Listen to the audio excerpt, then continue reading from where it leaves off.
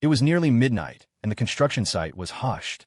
Ethan drove along the gravel road, his headlights cutting through the darkness, eventually illuminating 4 or 5 cars parked side by side.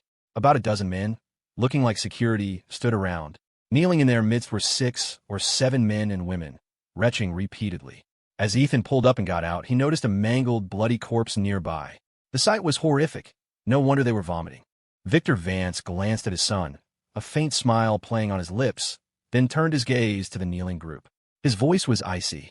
"You've seen a demonstration of the consequences. From now on, you all know what to do, don't you?" "Yes, Mr. Vance, we'll do whatever you say." "Me too, Mr. Vance. I won't breathe a word about tonight. I'll continue working for the second branch, and if I hear anything, I'll inform you immediately." Victor nodded, satisfied. He gestured to a bodyguard. "Send them home." Then, pointing to a middle-aged man kneeling at the far right, he said, "Mr. Hayes, you stay." The man, Warren Hayes, shivered violently. He looked at Victor, his voice trembling as he pleaded, "Mr. Vance, I beg you. I have elderly parents and young children." "You." Victor raised a hand, cutting him off. "Don't be afraid, Warren. Your courage seems to be shrinking. How will you ever accomplish great things like this?" He turned to Ethan, who was approaching. "Son, let me introduce you. This is Warren Hayes, Vice President of Apex Construction, one of my group's companies. And 8 years ago, he was the rat your Aunt Cassandra planted on me." Ethan spared the man a cool glance, but said nothing. Victor continued, "The general manager of Apex is indisposed now. From here on, you'll be the general manager of this construction company, Ethan. Let Warren here assist you." Ethan frowned, not quite understanding Victor's arrangement. Warren Hayes was equally stunned, but he recovered quickly, realizing he'd just been spared. Gratitude washed over him. "Warren," Victor said, his tone deceptively mild, "you need to serve my son well from now on. I know you divorced 2 years ago, and your parents and child have no one to look after them. While you were on your way here, I had your mother moved to Port Sterling's best nursing home. Tomorrow, I'll pull some strings and get your son into a prestigious private school. All you need to do is work hard." Terror filled Warren Hayes' eyes. His mouth hung open. After a long moment, he sagged like a puppet with its strings cut. "Thank you, Mr. Vance. Don't mention it. We're all family now," Victor said lightly. "You can go home." He draped an arm around Ethan's shoulder, and they walked away. "Making an example of them?" Ethan asked. "Were those all your sister's people?" Victor nodded. "Yes. They've been with me for 7 or 8 years. Killing them wouldn't be much fun. Better to keep them around. They might be useful." Ethan frowned. After something like this, grandfather surely wouldn't favor his daughter, would he? "You might as well take this chance to kick your sister out of Vance Holdings." Victor chuckled. "If you were Theodore, what would you do? Kill your own daughter? Impossible. Knowing how much he spoils her, the most he'd do is banish her from the family. But think about it, Ethan. How many connections has your aunt built up over her lifetime? If that happened, I'm afraid she'd team up with Walter's branch without a second thought to bring me down. Better to let them duke it out themselves. It took a lot of effort to get them at each other's throats. We can't let that go to waste." Ethan looked thoughtful. "So, you plan to feign ignorance and let the Ashers take all the blame? But I don't get why you're making me a general manager and keeping that Hayes guy as VP. Victor looked at him. "This Hayes has some skills, and he had your aunt's deep trust. Having you officially at the construction company is a long-term strategy. We can discuss it later. If you don't want to go, you don't have to. There's not much going on there lately anyway. Let Hayes handle everything." A strange glint appeared in Victor's eyes. "As for the Ashers, I heard they've all disappeared. Good. Saves me the trouble of silencing them." Ethan pressed his lips together, saying nothing. Father and son shared a tacit understanding not to delve further into that particular matter. After a moment of silence, Ethan asked, "Your sister and the Ashers were both used. Do you know by whom?" Victor mused. "Hard to say. Didn't that Mr. King die? We'll investigate slowly. I quite like to see who's so determined to see me dead." Ethan considered. "Could it be Walter's branch?" Victor smiled. "Not impossible, but he went abroad a while ago, busy shoring up support. I doubt he has the spare time to mess with me." Ethan glanced at his father. "You'd better find out quickly. Don't drag me into your messes again." Yes. Dad promises it won't happen again." Ethan shot him a glare, then paused. "That man with the tattoo on his arm. Have you found him yet?" Victor frowned. "Not yet. And you?" Ethan shook his head. The two fell silent again. After a long while, Ethan pulled out a pack of cigarettes, offered one to his father, then stuck one in the corner of his own mouth.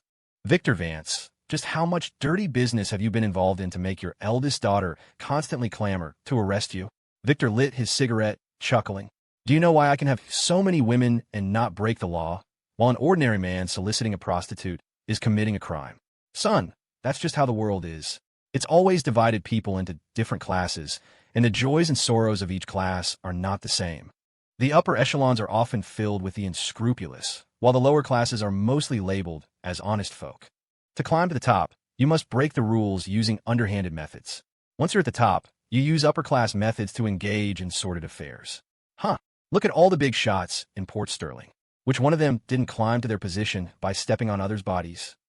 Ethan frowned, neither agreeing nor disagreeing. Just try to do fewer things that weigh on your conscience, he said. The next morning, Eva Vance called Ethan early, saying he needed to come to the precinct to sign some papers regarding the recent incident. When Ethan arrived, he bumped into Sky Blue. Though 3 days had passed, the bruises on Sky's face were still visible. She lowered her head timidly and greeted him. Mr. Vance. Ethan didn't even glance at her. As they passed each other, he said coldly, Find something legitimate to do with your time from now on. Sky stopped for a moment, then hurried away, her feelings an unreadable mix. After signing the papers, Eva walked Ethan out of the precinct building. The detective spoke first. Your case is officially closed. Oh, by the way, Chloe Miller's mother couldn't handle the shock. She had a mental breakdown and was taken to Port Sterling General City Triage Center yesterday. Ethan's lips tightened, his eyes flickering with complex emotions. Eva continued. The precinct is dealing with those influencers who spread the rumors. They'll probably get 3 days in detention, max. Ethan gave a humorless smile. The law is so fair, isn't it? The cost of slander is so severe it warrants a whole 3 days in detention. The day I was slandered, my company received 11 claims for damages, totaling nearly $60 million. They get 3 days administrative detention, and that's it? Eva frowned. As far as I know, your wife has already filed lawsuits against them. Ethan snorted, then paused. Fine, let my wife handle it then. Hey, my dear sister, I saw your dad last night. He was walking a bit unnaturally. I think his leg was bothering him again. Maybe you should give him a call. A moment later, Eva inhaled sharply. Ethan Vance, don't be so reckless in the future. Don't walk a path you can't turn back from. Brother and sister stood facing each other. Sunlight slanted down, cleaving the space between them. Eva stood in the light, the badge on her cap gleaming. Ethan stood in the shade, his gaze deep and somber. I'm leaving, Ethan said, turning his back and giving a small wave. Don't push yourself so hard on missions. Staying alive is what matters. Eva watched his receding figure. For a fleeting moment, she saw the quiet, well-mannered boy from years ago, the one who would always smile and call her Eva Sis whenever he saw her. So many years had passed in a blur. Once the GTR sped away, Eva hesitated for a long moment, then pulled out her phone and called Victor Vance. Eva.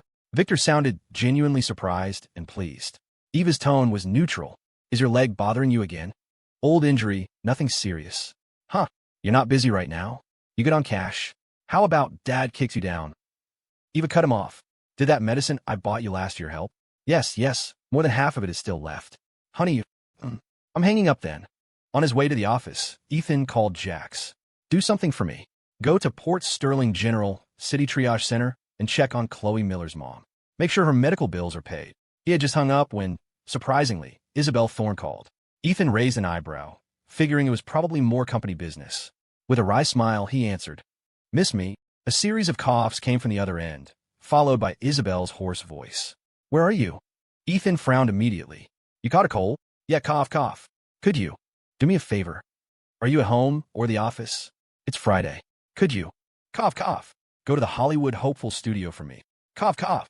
Besides the cough, any other symptoms? Headache? Runny nose? Dizzy? Nauseous? Isabelle. Talk about not being on the same wavelength. Half an hour later, at Isabelle's apartment, her best friend, Dr. Zoe Russell, and her sort of best friend, Leo, stood by the bed, looking at the sleeping Isabelle. You damn queen, Zoe muttered. I shouldn't have listened to you last night. Going for a joyride in this cold. What were you thinking? Oh, blaming me now, Butch. Leo, fresh from shower, was toweling his hair, his voice effeminate. Who was it that insisted on trying out my new convertible last night? Huh. Isabelle mumbled, her eyes fluttering open. Could you two just cough? Let me have some peace. Just then, the doorbell rang. Zoe nudged Leo. Go on, my breakfast delivery is here. Izzy, I ordered you some congee. Have some later. Leo glared at her, then, still drying his damp hair, sashayed to the door. Click. The door opened. Leo, his gaze lowered from toweling his hair, saw only a pair of hands holding a large bag. He wondered, what kind of breakfast did she order? Why so much? He reached for the bag, his eyes drifting upwards, and met a pair of bone-chillingly cold, almond-shaped eyes. Recognizing who it was, the thanks Leo was about to utter died on his lips. He froze. They stared at each other for a good 3 or 4 seconds. The heir's eyes looked murderous. Leo's eyes were wide with unconcealed terror. Some wire in his brain must have short-circuited, because he instinctively took a step back and slammed the door shut. Bang! Are you nuts? Can't you close a door, gently?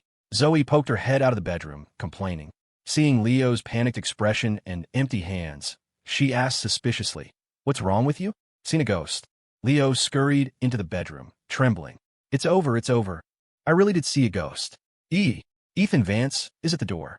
He must have misunderstood. Izzy, save me.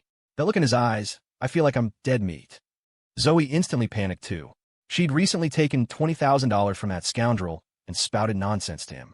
Now, if he found out about her relationship with Isabelle, given his tendency to physically assault reporters in public, he might just slap her a couple of times. I'm hiding. Leo, you're on your own. Watching her two friends create chaos, Isabelle's temples throbbed. She propped herself up against the headboard. What are you afraid of? My arrangement with him, cough, is fake. Leo, go open the door. Even if it were real, he wouldn't misunderstand someone like you. Cough. Besides, he knows about my condition. Leo clutched his chest, muttered Jesus Christ a few times, then timidly went to open the door. Zoe, meanwhile, slipped into the spare bedroom. The door opened again. Leo cowered back a step, forcing a smile. Mr. Vance, I'm Izzy's childhood friend. Leo, Ethan's eyes were still icy. He knew Isabelle couldn't have physical contact with men due to her psychological condition, but he was still irked that there was a man in her apartment. Hearing he was a childhood friend, his expression softened slightly. He gave a small nod and walked in. Izzy, Ethan said, entering the bedroom and placing a pile of medicine on the nightstand. He looked at Isabelle, who was leaning against the headboard. What are your exact symptoms? I bought a lot. Should cover everything. Isabelle was speechless. I've already taken medicine. Cough. Didn't I tell you not to come? Aren't you busy today? Ethan shook his head, a smile playing at the corners of his eyes. Nothing in the world is more important than you. Isabelle rolled her eyes, then paused. I contacted Director Stevens. I was going to have someone else from the company fill in, but the production team said it would be best if you came. Cough. Ethan raised an eyebrow.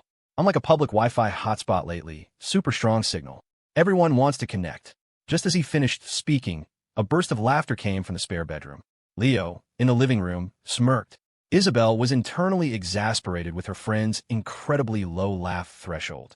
Ethan just smiled, seemingly unsurprised. He noticed a cartoon print shirt hanging on the coat rack when he came in, a style Isabelle never favored. A moment later, Zoe emerged, head hanging, and walked to Isabelle's bedroom door. Without a word, she gave Ethan a deep 90-degree bow. Mr. Vance, I was wrong. I lied to you last time. You're $20,000. See, can I pay you back in installments? Ethan feigned ignorance. Huh, aren't you? That psychologist. Zoe flicked her eyes up, casting a pleading look at Isabelle. Isabelle smiled faintly. She's my best friend, Zoe Russell. Hello. Ethan nodded, a roguish grin on his face. What a coincidence. Hiv. Your treatment was excellent. Why would you return my money? Tell you what, I'll introduce a few more friends to you later. They're not too psychologically healthy either. You can take a look at them. Zoe blinked, looking dubious. Really, a gentleman's word is his bond. I can introduce at least 3 to you. The treatment fee will be the same as mine, not a penny less. Zoe's eyes widened in delighted surprise, her mouth agape, as if you could see down her throat. She immediately clasped her hands together. Brother-in-law, please accept your sister-in-law's bow. Isabelle. After some joking, Ethan turned to Isabelle, getting back to business. So, I'll contact Director Stevens this afternoon. Isabelle's eyes lit up. You're agreeing to it? Ethan extended his hand. Consensus reached. Let's shake on it. Ethan naturally took her hand, counted to 3 silently in his head, and gently released it. Zoe watched this, blinking blankly, finding it somewhat unbelievable. Just then, Leo walked over, feigning composure, a stiff smile on his face. Izzy, I have some things to do, so I'll get going. Brother-in-law, I'm off then. Tomboy, bye. Get lost, Isabelle and Zoe said in unison. Ethan, however, looked at this effeminate man whose mannerisms and speech were quite delicate, his eyes tinged with suspicion and, admittedly, a bit of discomfort. After Leo left, Zoe explained to Ethan, Brother-in-law, please don't mind him. That guy was born with gender dysphoria, always felt like he was a girl. Ethan's eyes flickered for a moment, understanding dawning. No wonder this Leo was an exception and could be close to Isabelle. Although he still found it awkward, he didn't express any opinion. Firstly, he and Isabelle were only nominally married, their relationship not even reaching the level of ordinary friends. Secondly, Leo and Isabelle were childhood friends, having grown up together, so their deep bond was understandable. Thirdly, some people are born with afflictions, and it was wrong to discriminate against them regardless. Brother-in-law, that has a nice ring to it. Ethan looked at Isabelle, a hint of smugness on his roguishly handsome face. Isabelle coughed a few times, her voice cool. They're just joking. Ethan, no need to explain to me. I don't mind. Zoe rolled her eyes and silently retreated from the bedroom, thinking this dog of a man really doesn't miss any opportunity to flirt. Isabelle felt dizzy and extremely uncomfortable, completely in no mood for banter. She changed the subject. There are a lot of topics about you online right now. They say you studied in the U.S. for 8 years, started a business there, and then spent 2 years after returning to the country, from investing in Elysian Media to now becoming its boss. In short, they've fabricated this inspiring persona of you as someone who doesn't rely on your wealthy family background and makes it on your own. Ethan said nonchalantly. Oh, who knows me so well? Isabelle looked at his shameless face and pouted. You were slandered 2 days ago. Although your name has been cleared, opinions about you online are still mixed. This is clearly someone whitewashing you and trying to salvage your image. Who else could it be but your Vance family? I was originally thinking of doing some PR for you later, otherwise it would seem too deliberate. Cough, cough. By the way, news also broke this morning that you donated $10 million. It's probably a headline by now. Ethan pondered for a moment. It wasn't hard to guess it was Theodore Vance. The old man was farsighted. It seemed like he was worrying about his grandson, but in reality, it was also for the Vance family's reputation. After all, the Vance family's online reputation had been terrible lately, with many independent media accounts digging up their old dirt. Times had indeed changed. Back when the internet wasn't developed, even if they forcibly demolished buildings in broad daylight under everyone's noses, they wouldn't have considered the consequences. But now, let alone major incidents like forced demolitions, even trivial matters could be magnified countless times online. Therefore, any company with a shady past, once any dirty deed was exposed online, wouldn't they all be terrified and on edge? Personas are all fake, Ethan said with a slight smile, then paused. Izzy, perhaps the me you see now is also fake. Isabelle picked up the water glass from the nightstand and slowly took 2 sips. Her throat was so sore that swallowing felt like swallowing knives, and her brows furrowed unconsciously. I'm just telling you, lay low recently. Don't let the Vance family's efforts go to waste for you. Ethan naturally understood what lay low meant. He smiled and agreed, then took the water glass. Seeing it was empty, he went to the living room and poured a glass of warm water, bringing it back. Drink more hot water, wrap yourself in a blanket, sweat it out, and you'll be fine. Isabelle nodded. She thought dizzily for a moment, confirmed there was no other official business, then issued an eviction order. I'm going to sleep then. You can go back. Ethan took a breath, about to speak, when the screen of Isabelle's phone on the pillow suddenly lit up and a WhatsApp message popped up. Aiden Jing, to be able to witness Ms. Thorne's beauty again tonight is truly an honor. Isabelle glanced at it, looking somewhat disgusted, and didn't bother to reply. Ethan blinked, feigning calmness. Not replying? Isabelle, it's not about work, no need. Aiden Jing? Who's that? Isabelle coughed, her voice cool. A judge invited by the show's production team. From the capital's elite circle, a big-shot public intellectual. Ethan looked thoughtful. After saying, rest well, he got up and left. As soon as he got home, he sent a text to Jax. Investigate a public intellectual named Aiden Jing. I want all his information before 6 o'clock. At 4 in the afternoon, Ethan drove to the entrance of Port Sterling University and picked up Kimberly Frost. Mr. Vance. Kimberly greeted him respectfully as soon as she got in the car, her young face flushed with shyness, utterly flattered. I could have just taken a cab. You didn't need to come pick me up. It was on my way, Ethan replied with a smile, then casually asked, Ron Wallace's film isn't starting production yet? Kimberly said, the script is still being revised, and they've changed a few actors. They said it'll be next month. Ethan, no rush. Just focus on your classes recently and wait patiently. In short, listen to Ms. Thorne. She values you so much. Don't disappoint her. Yes, I'll definitely cherish this opportunity. Thank you, Mr. Vance. They chatted idly. Half an hour later, they arrived at the TV studio. The 3 new supporting actors sent by Elysian Media were already waiting. Seeing Kimberly arrive with Ethan, the 3 were, to varying degrees, envious and resentful. But when they approached, their faces were all plastered with bright smiles, obsequiously greeting Ethan and also showering Kimberly with solicitous inquiries.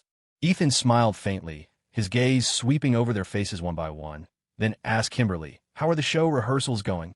Kimberly looked confident. The few of us practice for at least 2 hours every night. No problem. One newcomer chimed in. We practice until after 10 every day. Another newcomer. Yeah. Kimberly, we supporting actors work our butts off for you every day. When you win the championship, you have to treat us to a big meal, okay? Kimberly thanked them repeatedly. You've all worked so hard recently. Once this busy period is over, I'll definitely treat everyone to dinner. Ethan could easily discern the underlying sourness in the newcomer's words, directed at Kimberly, but he couldn't be bothered to lecture them. Opportunities were earned, not gained by being sour. After a brief chat, Kimberly took the 3 supporting actors to the studio for some preliminary preparations. Hollywood Hopefuls was scheduled to air live every Friday at 8 p.m. To attract viewers, the production team opted for a live broadcast format.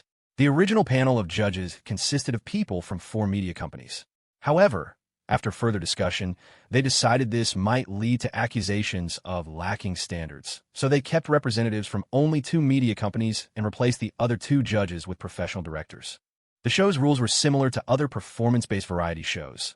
There would be rankings each episode, and the group with the lowest score would eventually be eliminated. At 7:30 p.m., the audience began to file in. The host and judges also arrived one by one. Aiden Jing, the public intellectual bestowed with the lofty title of renowned director, took his seat.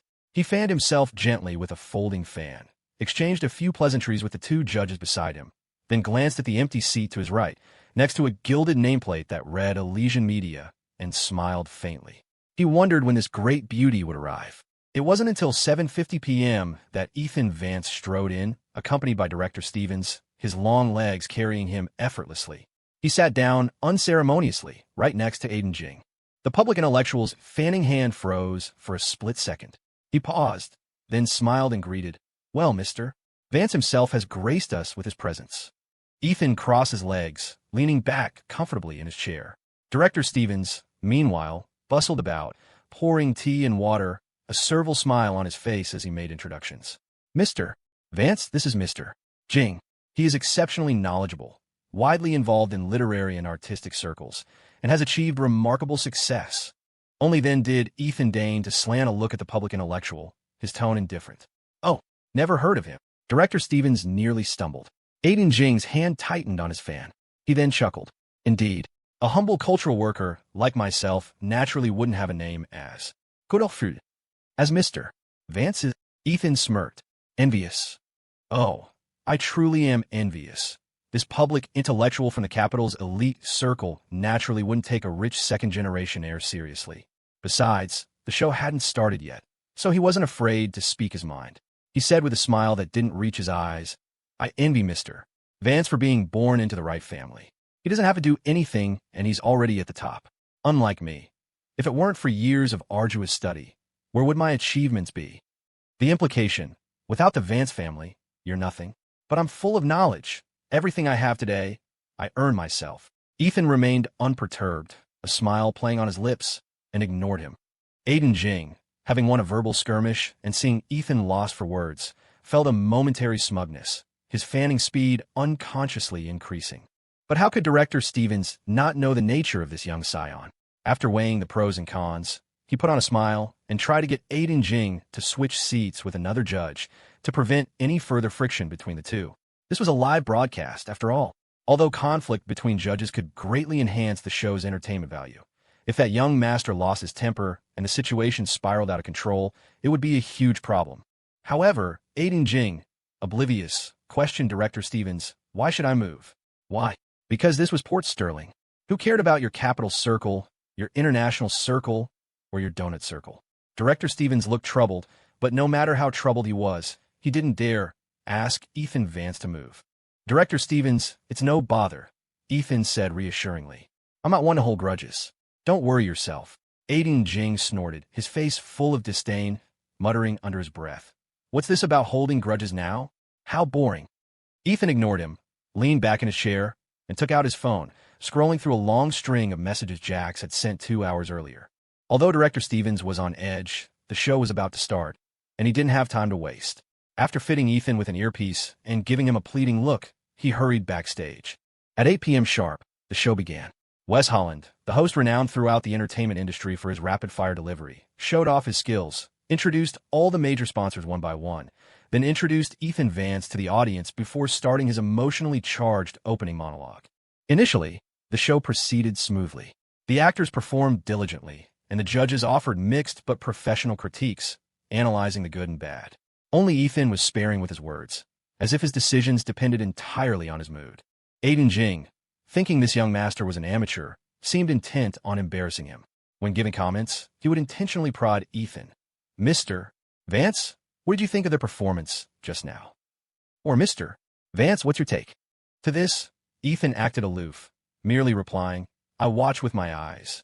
He understood that expertise lay in specialization. He was a complete novice when it came to acting, so it was best to say less. Director Stevens could see Aiden Jing was being aggressive, but seeing the young master's surprising restraint, he breathed a sigh of relief. But soon, that sigh caught in his throat again. It happened when host Wes Holland, introducing a new group of actors for the episode, specifically mentioned an actor who had lost his left leg. I greatly admire his perseverance. Despite his physical disability, he continues to pursue his dream of acting. As you all just saw, he can even do somersaults. Let me ask you, I'm very curious, how you practice somersaults with one leg missing, and over these years, due to your physical disability. Just as he said this, Ethan Vance, from the judges panel, suddenly slammed his hand on the table. He frowned and glared at the host on stage. Hey, if you're so curious, why don't you go break one of your own legs later and try it? Why keep pestering him? It was so sudden that the venue fell silent. The other 3 judges all looked at him. The host, too, was a bit stunned, his lips half-parted, frozen in place. Wasn't selling a tragic story standard practice on these shows? Which TV station didn't do this? Director Stevens reacted instantly, speaking into Ethan's earpiece. Mr. Vance, this is live. But the young master didn't care if it was live or not. Seeing the disabled actor flustered by the host prying, he grew even angrier. The most shameless people in this world are those of you who glorify suffering, he seethed. The audience spontaneously burst into applause. Wes Holland smiled awkwardly, unsure how to salvage the situation. Fortunately, the co-host stepped in, making a couple of jokes to ease the tension and get the show back on track.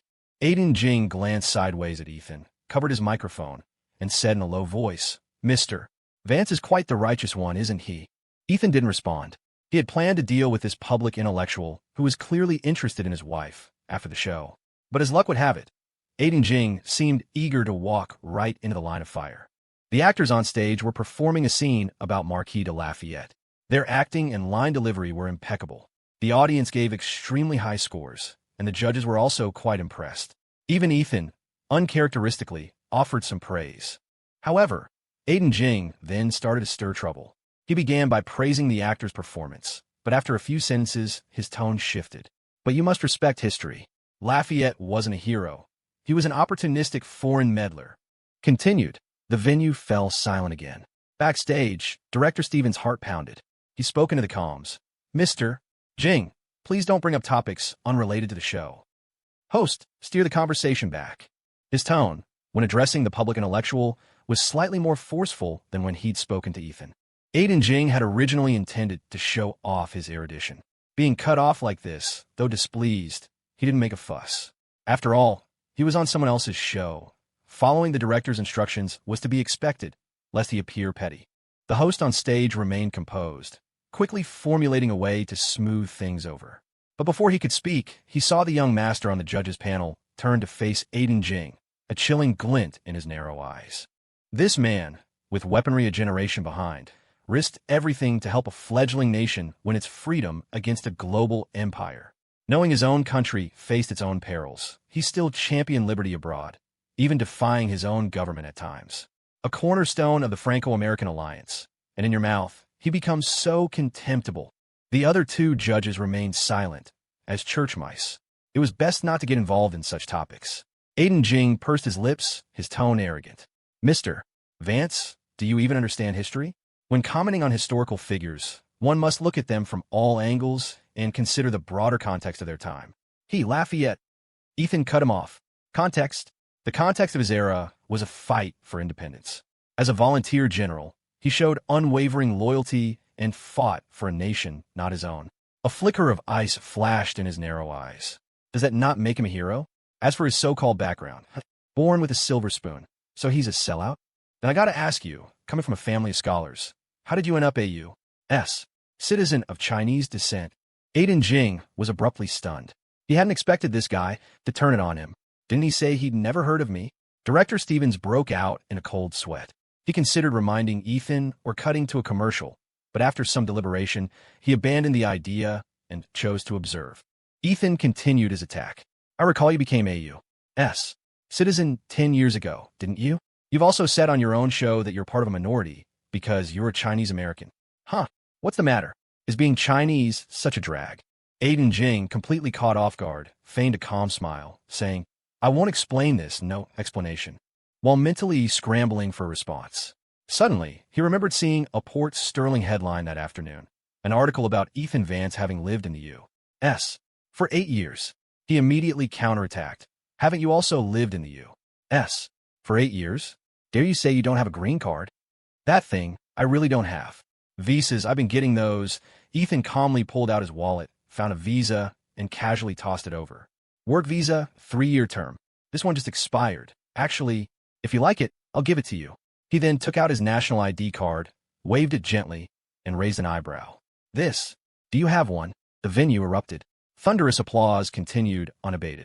Backstage, the producer argued heatedly with Director Stevens. Director Stevens, what are you doing? Cut to commercial quickly. But Director Stevens, contrary to his earlier panic, was now calm. As long as it doesn't cross the line of insulting national heroes, let them argue.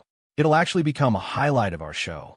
Huh, just you wait and see. Tonight's ratings will definitely break records. The producer, do you have any idea what impact this will have on Mr. Jing? Director Stevens, I advise you not to gamble. We can't afford to offend someone of Mr. Jing's status. Director Stevens scoffed. I didn't provoke him. I was trying to dissuade him just now. AI, unfortunately, good advice is wasted on those who are doomed. He could have picked a fight with anyone, but he had to provoke that young master. Humph, I know what you're worried about. Don't be afraid. Let's wait and see. On the show, the audience's excitement remained high. It took the host quite some effort to calm him down. Aiden Jing, speechless and thoroughly refuted, looked exceptionally embarrassed. After a long silence, he forced a smile, tossed Ethan's visa back, and said, Mr. Vance, says judges, I think you're straying a bit too far from the topic. Let's get back to the matter at hand. He was a media person himself and knew the power of the media. His apparent concession was merely an attempt to prevent the situation from escalating. Otherwise, he wouldn't have a chance to make money in this country anymore. But how could that young master let him off so easily? Yes, we did stray a bit. Let's go back to your initial comment then, Ethan said with a wicked grin. You can call a national hero an opportunist based on his birth. Then let me ask you, someone like you, born with a clean background, who goes to pay respects at a shrine honoring war criminals in a foreign country, and even calls those animals, those war criminals, heroes. What does that make you? Everyone in the venue gasped. Such words were not to be trifled with. Aiden Jing couldn't help but panic. He swallowed hard and stammered a defense. Don't just make things up. Spreading false accusations has legal consequences. Ethan took out his phone, found a few photos of Aiden Jing bowing at the shrine, and said coolly, if you think these photos are fake, you can call the police right now. They will certainly investigate and clear your name. Do you dare? If you don't want anyone to know, don't do it. Aiden Jing stared at the photos on the phone screen, dumbfounded. Ethan tossed his phone onto the table. While taking off his suit jacket, he cursed, worshipping foreign powers, forgetting your roots, a spineless dog. And you have the nerve to call yourself a scholar? If I were your father, I... At this, the young master paused, then bent down, took off his leather shoe, walked 2 steps towards Aiden Jing, grabbed his long, flowing hair, and started hitting his face with the sole of the shoe. "I'll smash your face." "Oh, trying to dodge? This big face of yours looks like a hairy non-bread. And you still like to philander?" "Oh yeah, I'll beat you to death, you dog." Backstage, Director Stevens shot up from his seat, shouting frantically, "Cut, cut, cut. Cut to commercial, quickly." Host Wes Holland, utterly flustered, rushed forward, trying to mediate. Mr. Vance, don't do this, we're—" Ethan pointed the tip of his shoe at Wes Holland's nose, his voice icy. "Don't interrupt. Get lost. After I'm done with him, it'll be your turn. Don't be impatient." The boss of a company, now acting like a complete thug, just short of a cigarette dangling from his lips. The live broadcast cut off abruptly, switching to commercials. At Phoenix Crest Manor, Victor Vance watched with relish, a smile playing on his lips. He muttered, "Having to wear this Playboy facade every day, it must be hard on you." Isabelle, in her bedroom, was awakened by Zoe's bursts of laughter, which could only be described as maniacal. Rubbing her eyes, she walked out wearily, complaining, "Hey, is this how you take care of a sick person?" After a day of rest, the beautiful Zoe finally had some color back in her face, though her lips were a bit chapped, perhaps from the fever. "Oh, did I wake you?" Zoe slipped on her slippers and hurried over, concerned. "How are you? Feeling any better?" Isabelle swallowed with difficulty. Walking towards the sofa, she said, "Thanks to you, I'm not dead yet." Seeing her friend open the coffee table drawer to look for medicine, Zoe quickly poured her a glass of water. Here, take your medicine." After taking her medicine, Isabelle placed the glass on the coffee table and stared at the TV for a while, puzzled. "What are you watching?" "Laughing like an idiot." "Ha ha ha." Zoe couldn't help but laugh again. "Izzy, I think you're going to regret letting that dog of a man in your life fill in for you on a show." Ha ha ha. He not only cursed out the host and roasted that public intellectual, but he also exposed all of that intellectual's dirty laundry. And in the end, he straight up hit the guy's face with a shoe. Oh my God, is that something a normal person would do? The show's been interrupted now. Look, it's switched to commercials. Hearing this, Isabelle suddenly felt a wave of dizziness. Just this morning she had told him to lay low. Is this how he lays low? After mentally preparing herself, Isabelle picked up the tablet from the sofa. While searching for tonight's live broadcast recording, she rubbed her throbbing temples, her heart pounding with anxiety. Zoe said, "Izzy, personally, I think your man did the right thing tonight. Did you know? That Aiden Jing, he usually acts all high and mighty, calling himself a scholar, but Ethan Vance exposed him as a Japanophile, a total traitor. Forget Ethan Vance. Even I want to kick him a couple of times." Isabelle's expression remained cool. After refreshing for a long time, she finally found a recording an uploader had just posted online. She clicked on the video. At the beginning of the show, Ethan Vance was mostly silent. In contrast, the public intellectual beside him kept prodding him with remarks. But Ethan didn't retaliate, appearing aloof. Some comments in the live chat were saying, "What's he pretending for? Mr. Jing is a scholar from a prestigious family. It should be him looking down on this rich kid." Isabelle could see that Ethan hadn't commented rashly because he didn't understand acting. He handled that part well. Otherwise, just look at the fate of a certain rookie actress who recently criticized a talented veteran singer. Pure, mindless self-sabotage. But Aiden Jing seemed to be deliberately trying to embarrass Ethan. It was infuriating. This public intellectual had previously asked for her contact information under the guise of cooperation. Given his status and connections in the industry, Isabelle hadn't felt she could refuse. But ever since she added him on WhatsApp, Aiden Jing had started acting inappropriately, sending her messages from time to time, showing off his literary talents, as if to say, "My writing is pretty good, right? Let's go out on a date." Isabelle had dismissed him as a psycho. Although she couldn't curse him out, she didn't even bother to open his messages. Honestly, for a woman trying to build a career, the number of demons and monsters encountered along the way would probably overwhelm even the Monkey King, unless she had a background that no one dared to provoke. Although Isabelle now had the Vance family's backing, she wasn't the type to run to her protectors crying at every little thing. Besides, she wasn't close to Ethan Vance yet, and it was just a few harassing texts. It really wasn't worth making a big fuss over. But what she couldn't understand was, why did Aiden Jing have to provoke Ethan Vance? And how did Ethan Vance know so much of this public intellectual's dirty laundry? She had been in this circle for so long and hadn't even heard about it. Ethan must have put in the effort to investigate. What was his purpose in doing so? Just because he saw Aiden Jing send her a harassing text? That couldn't be it. Isabelle couldn't help but frown. She sensed that Ethan Vance seemed to have some interest in her, but given his philandering nature, he probably had an interest in any woman, right? Victor Vance had told her before that Ethan Vance's current Playboy act was all for show. She was half convinced. Later, she accidentally overheard two influencers saying Ethan couldn't perform. At the time, she wondered if Ethan was really faking it. But then she thought, how many men in this world could have such self-control? To be served up naked in bed and still resist? Especially when drunk. So, Isabelle figured Ethan Vance probably really couldn't perform and could only get his kicks from hugging and cuddling every day. Or, at the very least, he was too drained, willing in spirit but weak in flesh after drinking. Zoe saw her best friend, sometimes lost in thought, sometimes frowning, and figured she must be furious. Although that dog of a man had done something immensely satisfying, it would definitely have some impact on Elysian media. Such a good show ruined like this. Who would dare to cooperate with him easily in the future? So, she didn't dare laugh anymore and comforted her. Izzy, since it's already happened you. Before she could finish, Isabelle, surprisingly, burst out laughing. Pointing at Ethan Vance on the screen, she chuckled. Is he sick? Why does he pick a fight with everyone? The host playing up the actor's tragic story is perfectly normal, but he roasted him until he was utterly embarrassed. Haha. Why did he use his shoe to hit him? Only a father hits his son like that. No, even a father hitting his son doesn't hit the face. Zoe, don't you think he's sick? Like a gangster. Huh, so funny. Zoe, remember I told you before, on the day of our wedding, he insulted every guest who came, especially people from the Vance family. He picked a fight with everyone he saw. His mouth was like it was borrowed, never stopping. How can there be such a shameless bastard in this world? Huh? Zoe was dumbstruck, staring at this beauty who hadn't laughed so happily and who knew how long. She hesitantly raised her hand, touched Isabelle's forehead, and mumbled, "The fever's gone." Oh no, did it fry her brain? Get lost. Isabelle's smile faded slightly. She patted her chest, coughed a few times, took a sip of water, and then smiled. I just think he's really funny.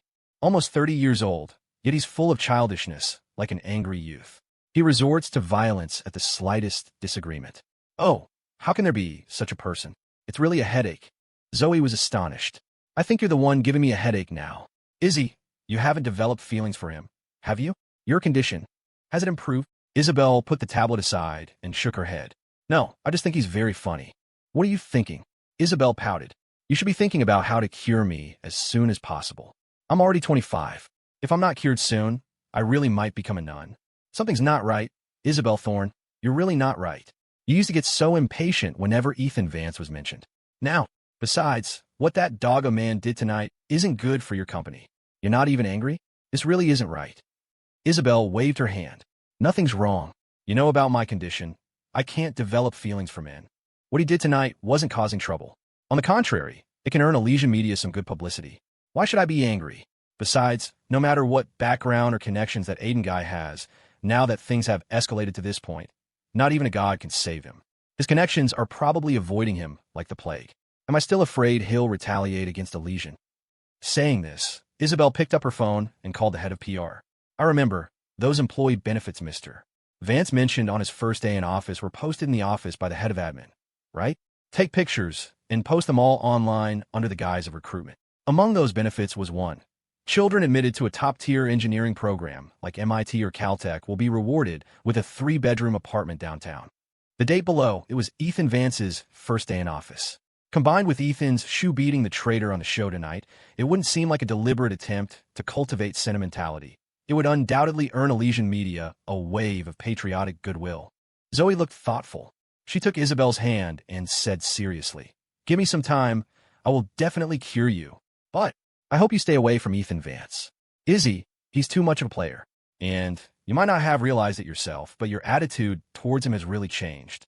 No, it's a huge change." Isabelle was somewhat speechless. In fact, ever since she learned that Ethan Vance also had psychological issues, she had developed a subtle feeling of shared affliction, even feeling a bit sorry for his experience of being abused. Furthermore, although she disliked Ethan Vance very much at first, recently, whenever she had a bit of trouble, that playboy would promptly stand in front of her. Over time, the resentment caused by Ethan Vance's sharp tongue naturally dissipated. In these past 2 days, that playboy probably wanted to help her overcome her psychological barrier. Every time they met, he would find an excuse to shake her hand. Although he didn't say it explicitly, how could she not see his intention? This inevitably warmed her heart. But in the end, This change in her perception of Ethan Vance only went as far as friendship. How could it be as serious as Zoe said? Don't worry yourself unnecessarily. It's impossible between him and me. Setting aside other things, just think about it. He's a young master of the Vance family. Even if he's an illegitimate son, he still has the Vance surname. Let alone me now. Even the Thorne family of the past wouldn't be good enough for him. Zoe, that's good. Anyway, as much as I'm afraid of him, I'll never let him bully you. At 10:30 p.m., Ethan Vance returned home. After exiting the elevator, he hesitated for a moment, then rang Isabelle Thorne's doorbell. Soon, Isabelle opened the door. She blinked at Ethan Vance, saying nothing, nor did she show any intention of letting him in, standing expressionlessly at the doorway. Feeling better? Ethan's lips moved. Isabelle nodded. Fever's gone. Just my throat is still a bit uncomfortable. A smile played on Ethan's lips. He paused, then said, I think I owe you an apology. Looks like I caused trouble for you again. Isabelle lightly bit the inside of her lower lip and shook her head. No, Director Stevens called just now. He said the production team will fully support you. Ethan, that's good. Are you alone? Yeah, Leo had something to do. Zoe went to help him. Ethan raised an eyebrow. Can you manage alone then? How about? It's getting late. Isabelle felt a bit awkward and interrupted. I'm going to sleep. Ethan looked slightly disappointed. After taking a breath, he extended his hand. Good night. Isabelle felt inexplicably shy and gently shook Ethan's hand. Good night. After closing the door, the beautiful stood behind it, a smile unconsciously playing at the corners of her eyes. Staring at her palm, she muttered, Thank you. The young master, shut out, looked as if he were basking in a spring breeze. He strolled towards his own apartment, replaying the image of Isabelle lightly biting her lower lip. His heart stirred. It was the first time in so long that he had seen his wife so relaxed and slightly bashful. It had a unique charm. Meanwhile, Aiden Jing had completely fallen out with the production team. He wanted to rush back to the capital that night, but was told by his assistant that it was too late. He could only buy a plane ticket for the next morning. Helpless, the public intellectual had to return to his hotel first. He called his contacts, trying to see if he could suppress the negative news about him.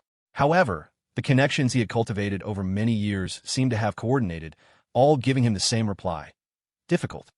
A few he considered close friends didn't even answer his calls. Human hearts were fickle. The world was cold. It had always been so. Aiden Jing felt powerless, knowing this time he probably couldn't turn things around. The more he thought about that Vance family scion, the more furious he became, only regretting that this wasn't the capital. Otherwise, he would have had him killed. Hatred suddenly spread in his heart. Abruptly, he thought of an old acquaintance in Port Sterling. After some deliberation, Aiden Jing took out his phone, found a number saved as Nero, and dialed it. Yo, old Aiden, what made you suddenly think of me? The other end of the line was noisy, probably a bar. Aiden Jing chuckled. Came to your Port Sterling to record a show. Just finished. Wasn't I thinking of having a couple of drinks with you? Hey, it's not that I'm criticizing you, but you couldn't even give a heads up? Is our brotherly bond so weak now? That's not like you, old Aiden. Aiden Jing. All right, stop teasing me. Understand. I've just been too busy with work. Are you free now? Let's meet up somewhere. It's been a while since we last saw each other. Absolutely. How about this? I'll send you the location. You come over right now. Lots of girls. Ha ha. Nero lived up to his name. His skin looked like it had been dyed with ink. He was in his 30s, dressed flamboyantly, and looked like a major thug. But don't underestimate him. Though unremarkable in appearance, he was highly capable, a thriving figure in Port Sterling's underworld. He dealt in all sorts of dirty business, was notoriously ruthless, and had over 100 underlings, all idle social dregs or ex-convicts. Old Aiden, brother, long time no see. The two embraced warmly. Nero looked disoriented, somewhat frenzied, and unusually agitated. Nothing about him seemed normal. Aiden Jing, unfazed by this, smiled. You're high again? Nero shook his head erratically. Life is for pleasure. Ha ha. After a bout of laughter, he turned and yelled at the underlings behind him. Don't you damn lowlifes have any manners? This is my good brother. Call him Big Brother. Big Brother. A dozen or so jumpy young men bowed deeply in unison. Quite an impressive display. Aiden Jing waved his hands repeatedly. None of that. I can't handle it. Nero laughed heartily, slinging an arm around Aiden Jing's shoulder. Let's go upstairs. I'll arrange an 8-nation alliance for you. Let you have a real good time. The group boisterously entered the club. Wherever they went, all club staff would respectfully greet Nero. Second Brother Nero. Once in the private room, Nero was eager to have the madam bring in the girls. Aiden Jing quickly stopped him. No, no, no. Brother, I have something to tell you. We can order later. Nero initially wouldn't listen, but then he noticed Aiden Jing's face seemed somewhat asymmetrical. He rubbed his eyes, took a closer look, and exclaimed in shock, Damn, did you get beaten up? How'd it get so swollen? Aiden Jing sighed, glanced at Nero's underlings, and hesitated. Nero immediately understood and waved his hand. You guys get out first. Don't come in unless I call you. After the underlings left, Aiden Jing finally spoke. To be honest, brother, I ran into some trouble tonight. I probably won't be able to make it in this country anymore. Huh? Nero's eyes were full of disbelief. You? Impossible. One of the top celebrities in the capital circle. You can't make it? Brother, don't pull my leg. Why would I lie to you? Aiden Jing said with a pained expression. Some of my dirty laundry got exposed. This time, side, I'm afraid I'm completely finished. On my way here, I already called my secretary and told them to start laundering my money. Once all the money is laundered out, I'll go to the U.S. Nero was stunned for a long moment, then cursed. Who messed with you? Brother, just say the word. In this Port Sterling, there's no one I dare not touch. Aiden Jing opened his mouth, feigning difficulty, then poured 2 glasses of liquor, handing one to Nero. Forget it, brother. I just came to say goodbye. From now on, it'll be hard for us to meet. No, what do you mean? Nero said, displeased. You don't consider me a brother? Aiden Jing frowned. How could I? Sigh, brother, listen to me. Stay out of this. We can't afford to provoke them. Understood. You're looking down on me, huh? Nero said angrily. Tell me quickly, who is it? Don't make me lose my temper. Aiden Jing sighed. The young master of the Vance family. Hearing Vance family, Nero's face instantly stiffened. He was stunned for a long moment, then said, Young master? Harrison Vance? Aiden Jing shook his head. Ethan Vance. Ethan Vance? Nero pondered for a moment, then seemed to connect the dots. Him, huh? The illegitimate son of the Vance family's 3rd branch. Scared me for a second. I thought it was Harrison Vance.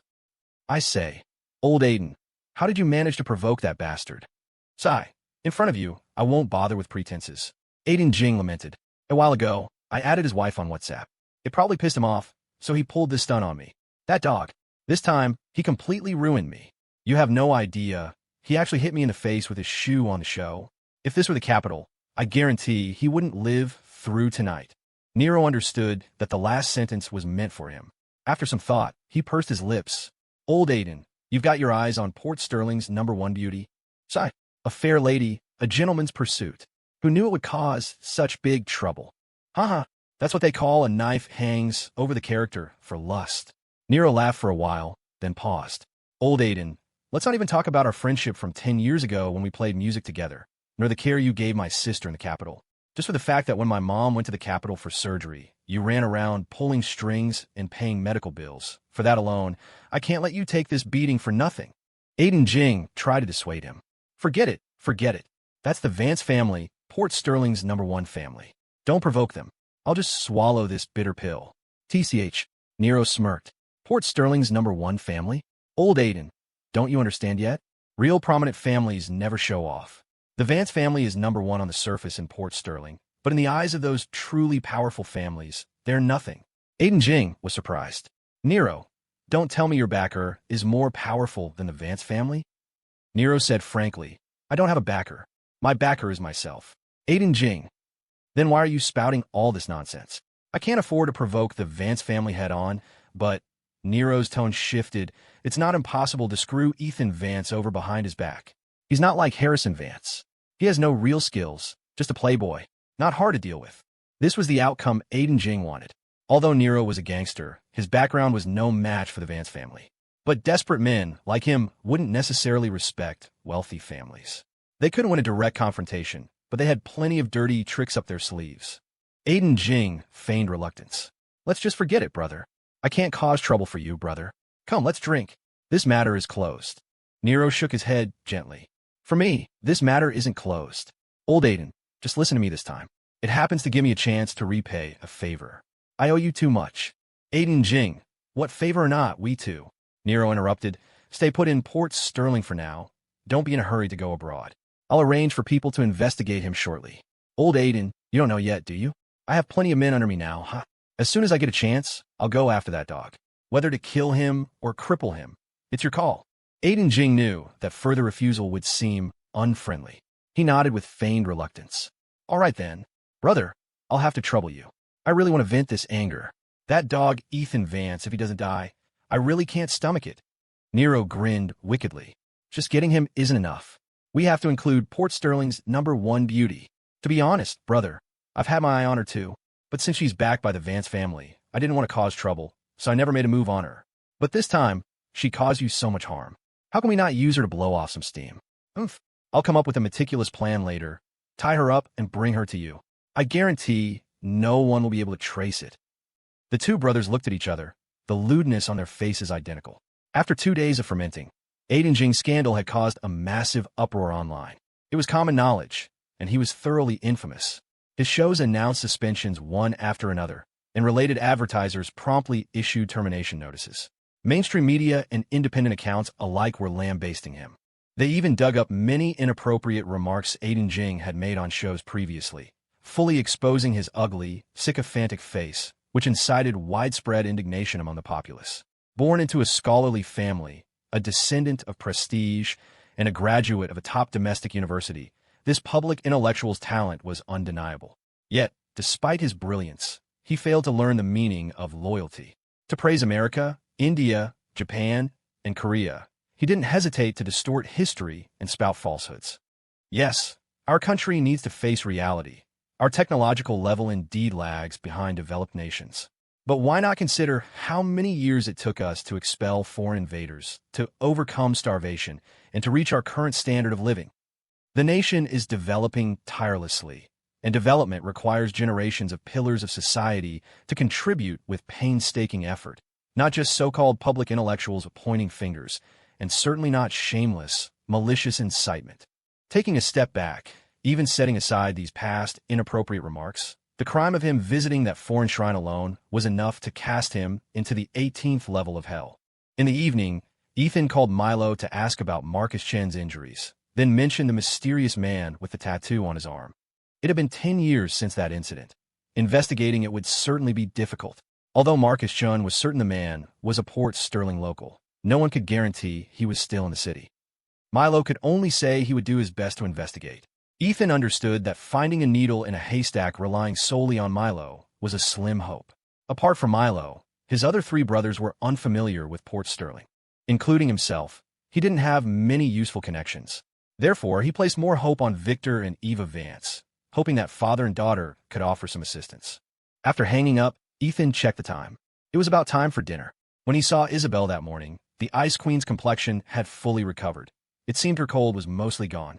Having dinner together shouldn't be a problem. With that in mind, he changed his clothes and headed towards Isabelle's apartment.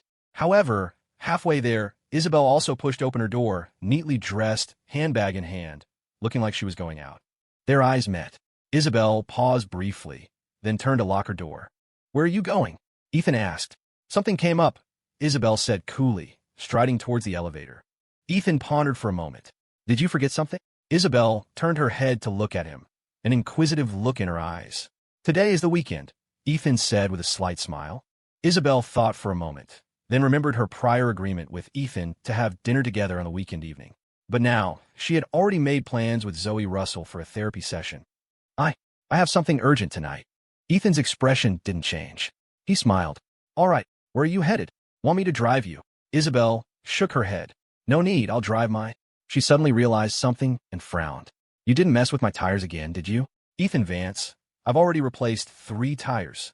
Ethan found this amusing and quickly waved his hands. No, I'm not that shameless. And besides, it was Bruno who did it before. I've already educated him for you. I guarantee he won't dare do it again." Isabelle glared at him and said no more. "Izzy, if you're driving yourself, be careful." Isabelle replied, just as the elevator doors opened. Watching his wife step into the elevator, Ethan waved. As he turned, a flicker of disappointment crossed his eyes.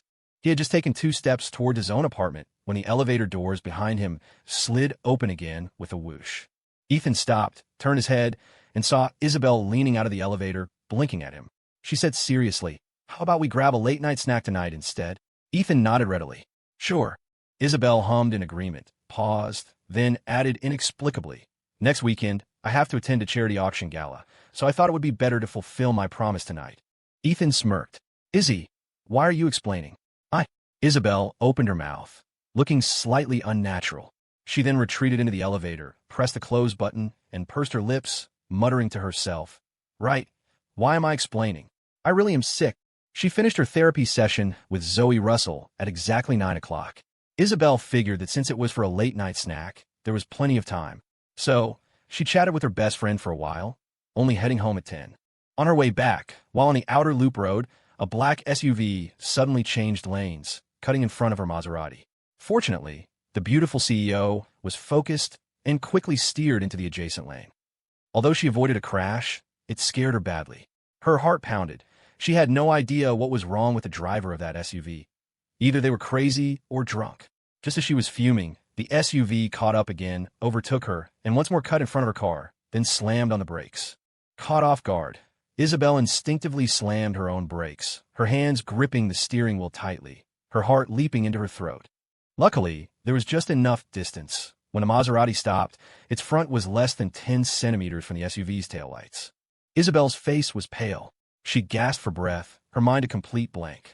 Just then, the front car door suddenly opened, and 3 thuggish-looking men got out. Although Isabelle didn't know what they wanted, instinct drove her to quickly lock her car doors, her eyes nervously scanning the 3 men. But strangely, when the 3 men first got out, they looked menacing. After taking a step forward, however, they all stopped, staring intently at the approaching car behind them, exchanging glances. Isabelle was terrified and confused, wondering what these 3 were up to. Unintentionally, she caught a glimpse of a police car in her rearview mirror, its lights flashing, approaching rapidly. Soon, the police car stopped behind her Maserati. A traffic cop from the passenger seat got out and said irritably, "What are you doing parked here? Don't you know this is the outer loop?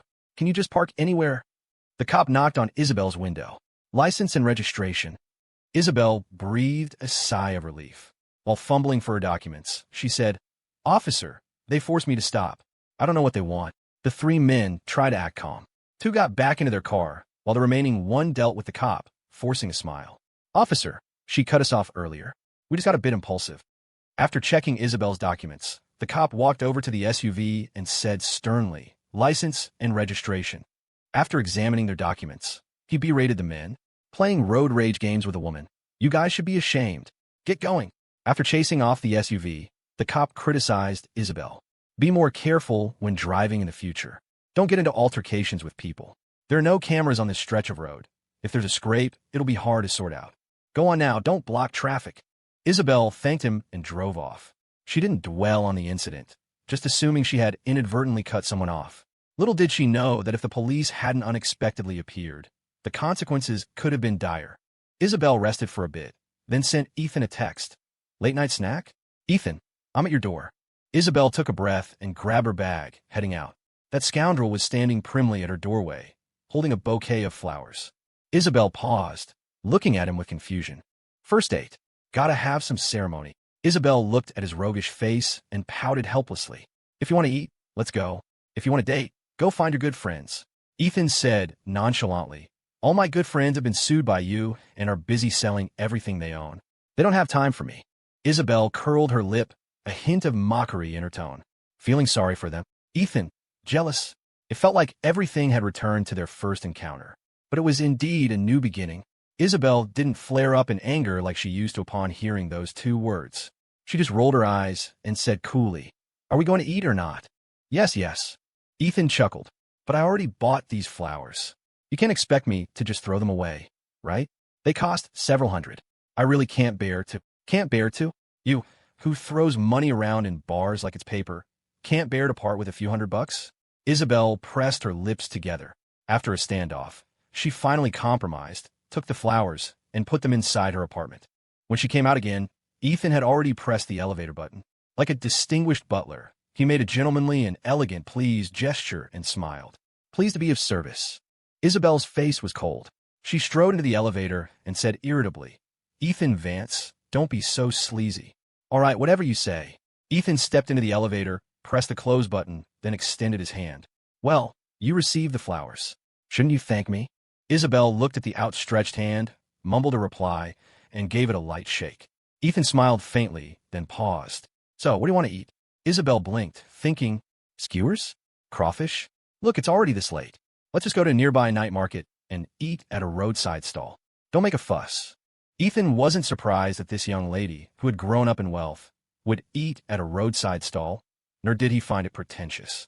In fact, it was just that TV shows portrayed rich people too fantastically, deliberately depicting wealthy young ladies or masters occasionally eating at a roadside stall as a noble virtue to highlight that they didn't look down on the poor, which was truly shallow and foolish.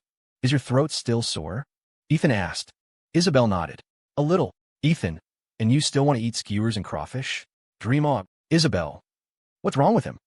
About half an hour later, they arrived at Kevin Chin's roadside grill. Since Kevin Chin's death, the place had been run by Tina Chun and Marcus Chun. However, they had a new chef who couldn't replicate Kevin's flavors, and many old customers had drifted away. It was only 11:30 p.m., typically a busy time for a roadside grill, yet only 2 tables were occupied. Seeing Ethan arrive, Tina Chun hurried out, beaming. Big brother Ethan, you're here. This must be sister-in-law. Hello, sister-in-law. Ethan smiled and turned to look at Isabelle. Although the Ice Queen never liked being associated with Ethan as husband and wife, she was, after all, a well-mannered woman who knew how to protect Ethan's dignity in front of others. She responded with a faint smile. Hello. Tina ushered them into the grill. Big brother Ethan, specialty lamb ribs again tonight? Ethan nodded. A small portion for me, extra spicy, and a portion of simple lamb stew, light on the seasoning. Tina acknowledged and hurried into the kitchen. A moment later, Marcus Chun, who was helping in the kitchen, came out. Standing a few tables away, he looked at Ethan timidly. Ethan remained impassive. He took out a pack of cigarettes from his pocket and said to Isabelle, I'm going for a smoke. Just as he stepped out of the grill, Marcus Chun followed. With long, flowing hair, a graceful figure, and a pretty face, such a beautiful woman attracted frequent glances for passersby. If they knew this beauty was actually, cough cough, what would they think? Ethan Vance. Marcus ignored the stares of the passersby, walked to Ethan's side, and said in a low voice, I heard from Tina that you gave her a lot of money to take Grandpa Peterson to the doctor. Thank you. Really, thank you. Ethan took a deep drag from his cigarette, his voice cold. I did it for Kevin. Marcus lowered his head. After a moment of silence, he repeated, thank you. How is the old man's condition? Ethan asked. Marcus, it's still worsening. This isn't something money can solve. Ethan smirked. You should know what I mean. Marcus opened his mouth, his brows tightly furrowed, and nodded heavily. I know. Good that you know. Ethan flicked his cigarette ash. The way you are now, you can't face Tina either. So it's better to be dead. Hiv. I'll give you a dignified way out. So, take it. If you don't, I'll help you find one. No need to trouble you. I'll end it myself. Marcus said, thanked him again, and then returned to the grill. Ethan leisurely finished his cigarette before going back inside. Soon, Tina brought out the 2 dishes. Isabelle, who loved spicy food, looked at the clear lamb broth in front of her, then at the spicy lamb ribs that damn man had ordered for himself, and frowned unconsciously. Eat up, be careful, it's hot, Ethan said with a smile, then started eating himself. Isabelle glared at him, then took small sips of soup with her spoon, occasionally glancing at Ethan, who was feasting. She felt increasingly that her portion of clear lamb broth was hard to swallow. But who could she blame? Her cold hadn't fully recovered. Though envious, she knew better and understood that the playboy was doing it for her own good. She couldn't bite the hand that fed her. Could she? After eating about half of it, the Ice Queen wiped her mouth. I'm full. Ethan glanced at her. Drink some more soup. Warm yourself up. You'll be completely better tomorrow. Isabelle pursed her lips. No more. Let's go home. I have to get up early tomorrow. Ethan put down the bone he was holding, wiped his hands, and said, All right. Izzy, I see you didn't eat much this time. How about we schedule another meal? When are you free? Let's have hot pot. The really, really spicy kind. Isabelle. Ethan, knowing when to stop, said, There's always tomorrow. Always tomorrow. Hiv. Let's go home. Despite Tina's repeated protests, Ethan ultimately didn't pay. After a few pleasantries, the couple drove off. However, they hadn't driven far when Ethan felt something was off. There were 2 cars behind them, seemingly following him. Chapter 95 from that point, until they finished eating, nearly 20 minutes, no one had gotten out of those 2 cars. The moment he set off, they started following. This made Ethan somewhat vigilant. But it could also just be a coincidence, couldn't it? To verify his suspicion, Ethan deliberately drove in a couple of circles. As a result, the 2 cars still followed closely behind. It couldn't be such a perfect coincidence, could it? They were definitely tailing him. Ethan silently pondered who they might be. Considering recent events, it was highly likely they were connected to Mr. King's backers. They had previously used Mr. King to target him and his father, but failed on both counts and even had Mr. King silenced. Such elaborate efforts wouldn't be abandoned halfway, would they? They would surely resort to other means. Besides them, who else could it be? Surely not that Aiden Jing? A celebrity from the capital circle was nothing in Port Sterling. How could he have the guts to challenge the Vance family? Ethan frequently glanced at his rearview mirror, his peripheral vision catching Isabelle. After some thought, he shifted gears and floored the accelerator. Leveraging the GTR's godlike performance, he lost the two cars behind him in a single turn. Finding out who the pursuers were was important, but not as important as his wife's safety. For security, Ethan decided to take the beautiful woman home first. He could then drive out again himself. Luring them out wouldn't be difficult. The sudden acceleration made Isabelle feel bewildered.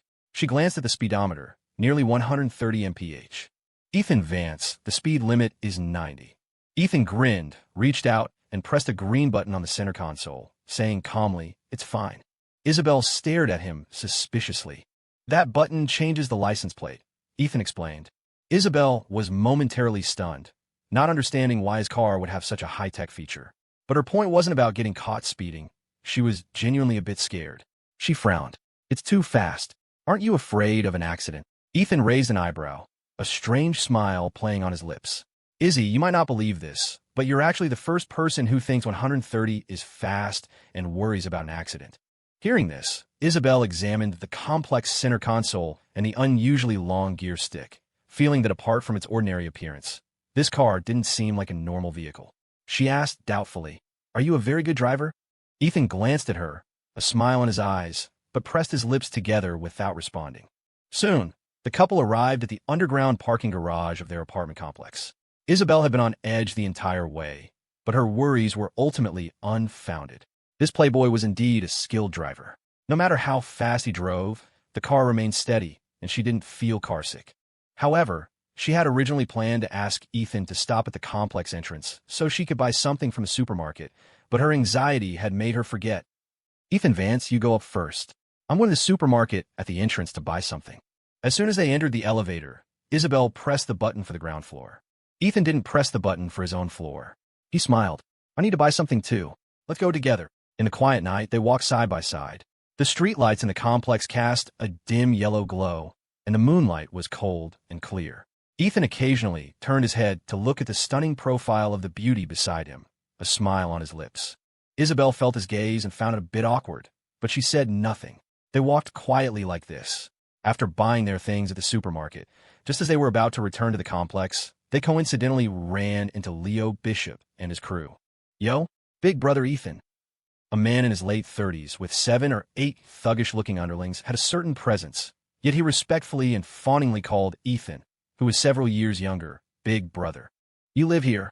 Ethan twitched his lips. "Yeah." "Leo, don't call me that, it's weird." Leo Bishop smiled sheepishly, then looked at Isabelle beside Ethan. "This must be sister-in-law." "Hello, sister-in-law." His underlings behind him chorused, "Hello, sister-in-law." "Isabelle." Ethan also felt awkward. Seeing Leo Bishop looking slightly tipsy, he said, "What are you doing here so late at night? Do you live here too?" Leo Bishop waved his hands repeatedly. "How could I afford a place here?"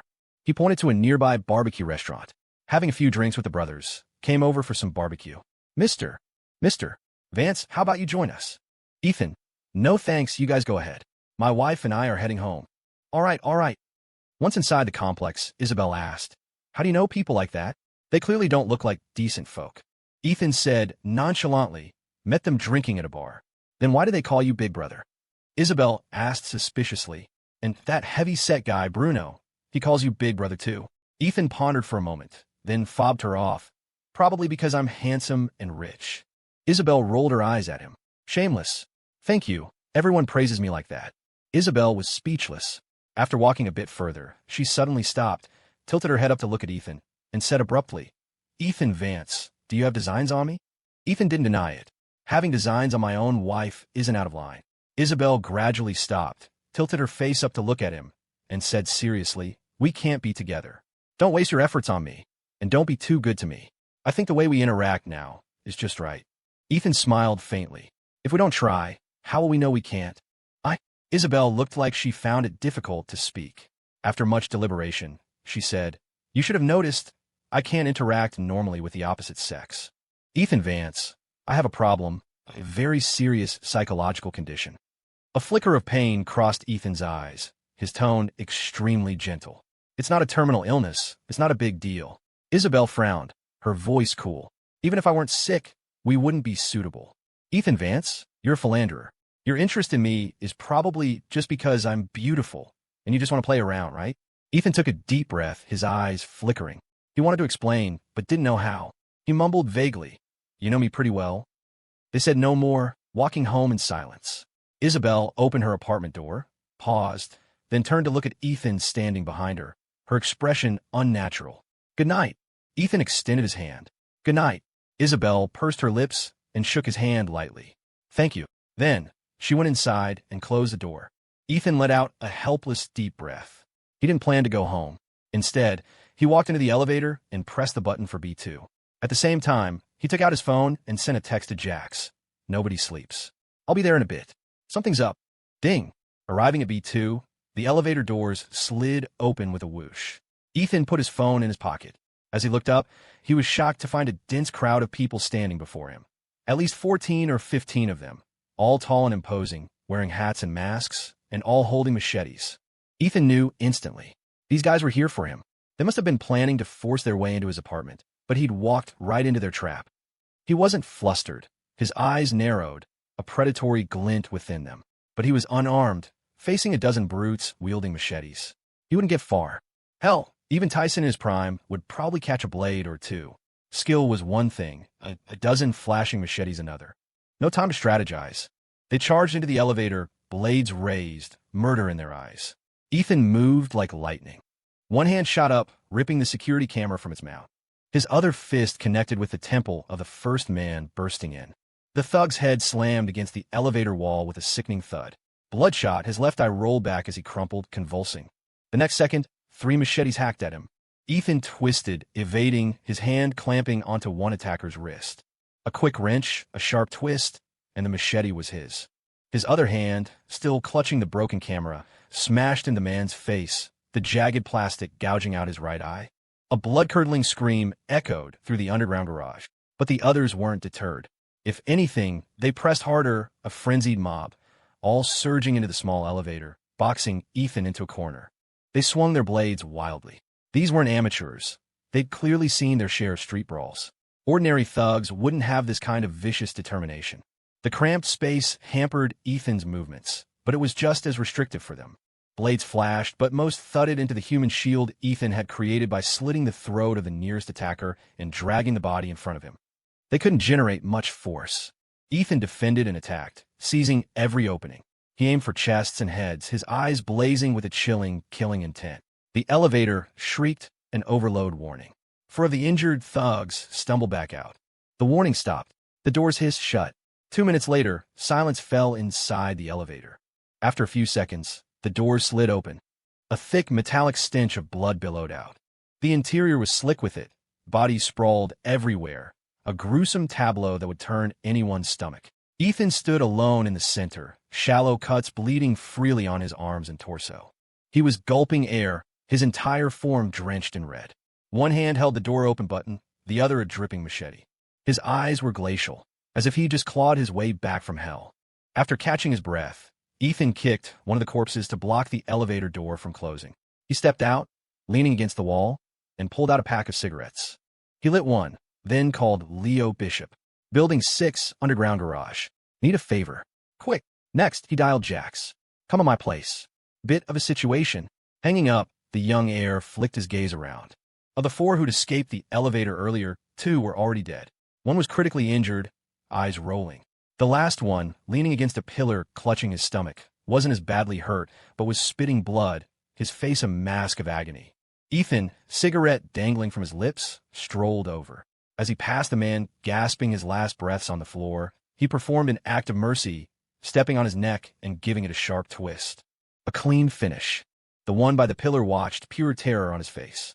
He pushed himself backward with his hands, scrambling away as if Ethan weren't a man, but a demon come to claim his soul. Ethan reached him in a few strides and crouched. Who sent you? The man, trembling, stopped moving. And Nero. Boss Nero. Nero. Ethan had never heard the name. Who's Nero? He's... Nero. Runs with a tough crowd. Big name on the streets, the man stammered, coughing up more blood. Ethan's brow furrowed. Without warning, he plunged the captured machete into the man's thigh. Art, tell me everything you know. The searing pain made the man break out in a cold sweat. After a moment of agonized screaming, apparently deciding more torture wasn't worth it, he spilled his guts. It was Aiden Jing, the celebrity. He hired Nero to deal with you. Ethan understood. He chuckled. I really underestimated that public intellectual. Huh? He even knew my address. Looks like you guys did your homework. Were you the ones tailing me tonight too? Yes. We were going to cut you off in a quieter spot, but you were driving too fast. We lost you. I reported to Nero, and he told us to come straight to your place. Get you. And your wife. He wanted us to grab her too. Ethan's eyes turned dangerously cold. Ballsy, isn't he? Where are they now, huh? At MJ Saloon. It's Nero's place. He booked it out tonight. For his girlfriend's birthday. Trying to earn points, he added, all of Nero's boys are there tonight. Real hard cases. I know you're tough, but he's got a lot of men. You really shouldn't mess with them. Ethan considered this. If he didn't act tonight, Nero would realize something was wrong when his men didn't report back. Who knew what Nero would do? But Aiden Jing would definitely bolt. How many? They armed. The man swallowed. At least 50 or 60, not counting guys busy elsewhere. Guns? Not many. Hard to get. Far as I know, only 4 or 5 of them are packing. Just a ragtag bunch, then? Nero. Wonder who gave him the courage. Ethan took the cigarette from his lips and stubbed it out on the ground. Just then, a phone rang from the corpse whose neck Ethan had just snapped. He walked over, pulled out the phone. The caller ID read, Boss Nero. Don't try anything funny. I'll let you live. Ethan walked back to the sole survivor, handing him the phone. Stall him. You know what to say, right? The man, as if granted a pardon, nodded frantically. After a few deep breaths, he answered, Yo, boss. Dogface went to grab some smokes. Dumbass left his phone. What the hell are you guys doing? Nero sounded wired, probably high as a kite. Haven't you handled it yet? We're in their garage, waiting. They're not back yet. Shit, it's past 1 a.m. Nero roared. Useless pack of morons. You lose one guy? Go eat shit. Boss, we'll wait here. They gotta come back sooner or later. We could take them down in the garage. Safer for us too. Oof. Hurry it up. Mister. Jing's antsy to get out of the country. Don't screw this up for me. Yeah, boss. I'll let you know the second anything happens. Hanging up, Ethan took the phone back. He patted the man's cheek with a smile. You learn quick. Just then, Leo Bishop and his crew came running up. Leo Bishop was in the lead. As he made out Ethan's shadowy figure in the dim garage light, he quickened his pace. What happened, Mr. Vance? Ethan rose, holding up a hand. Keep it down.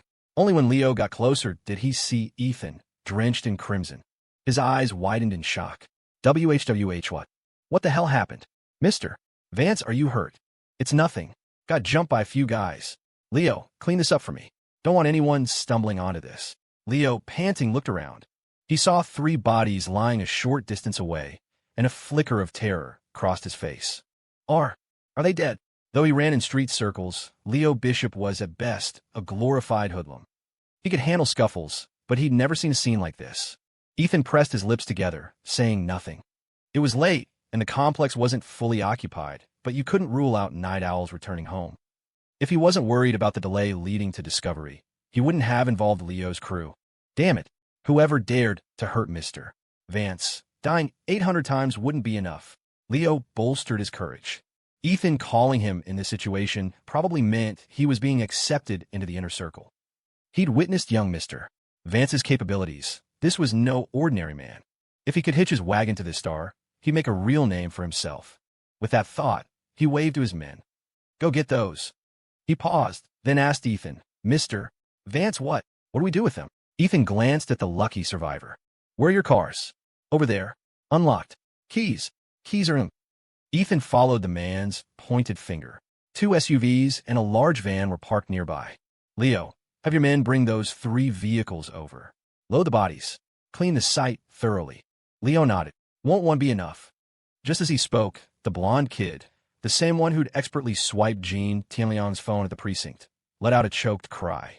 His legs gave out, and he collapsed, staring at the elevator as if he'd seen a ghost. The others, puzzled, followed his gaze. Ugh! Ah! A chorus of gasps, retching, and terrified whimpers erupted. Not one of them could remain composed. Leo's heart pounded, his legs weak. He looked at Ethan, trembling, his voice laced with disbelief. You did this alone. Ethan took a breath, his expression serious. Leo, I didn't want to drag you into this, but it was an emergency. Help me out. There'll be money for you when it's done. Leo had never witnessed such a horrifying scene. He swallowed hard several times before regaining some composure. Okay. And no, just helping. What money? Forget the money. Guys, quick, everyone. Lend a hand. Ethan clapped him on the shoulder. Appreciate it.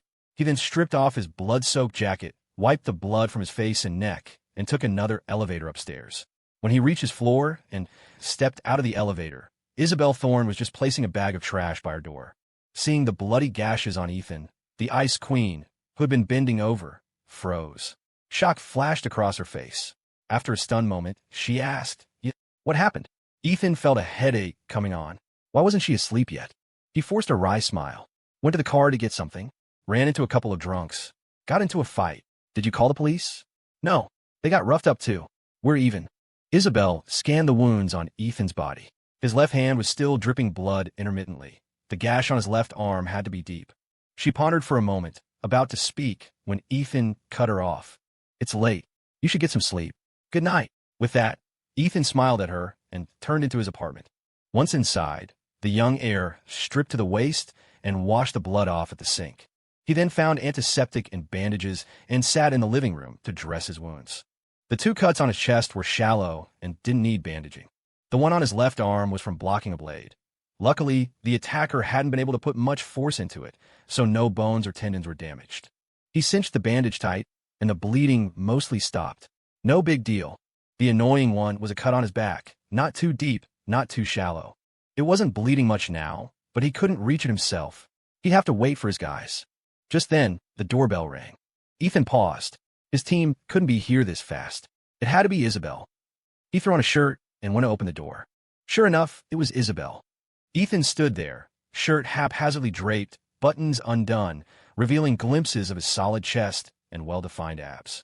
Combined with his face, 3 parts rogue, 7 parts handsome, he was the epitome of many women's fantasies. Seeing this, Isabelle unconsciously lowered her gaze. Her voice was cool, but held a hint of shyness and concern. Put your clothes on properly. I'll take you to the hospital. Ethan was rather surprised. A corner of his lip quirked up. Worried about me? Isabelle averted her eyes from the tantalizing view, her lips moving. Hurry up. No need, Ethan grinned. I've already bandaged myself up. He even shrugged off the shirt to show his bandaged left arm as proof. Isabelle frowned, looking straight ahead. She glanced at the clean wounds on Ethan's chest and his bandaged left arm, the bleeding now staunched. Simultaneously, she was surprised to see several old scars on his body, clearly years old. Ethan Vance, do you get into fights often? Is that why you keep bandages at home? Ethan gave a roguish smirk. Back in school, my shop teacher always said I had great hands-on skills. Isabelle was speechless. After a moment, she pursed her lips. I saw you have a wound on your back, too. Can you reach it?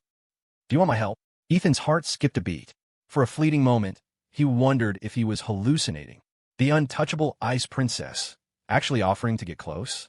In truth, Isabelle simply felt that Ethan had been putting a lot of effort into helping her with her psychological issues recently. It was only right that she didn't ignore his injuries now. All right, then. I'd appreciate that. Ethan leaned back, moving away from the doorway. He paused, then added, Izzy, your condition. If it's too much for you, then don't. Isabelle shook her head gently and stepped inside. As Ethan walked towards the sofa, shrugging off his shirt, Isabelle, following behind, couldn't help but stop in her tracks, her eyes wide with utter shock. The damn man's entire back was covered in tattoos. A sword ran down his spine, flanked by a pair of wings, so lifelike they seemed almost sinister.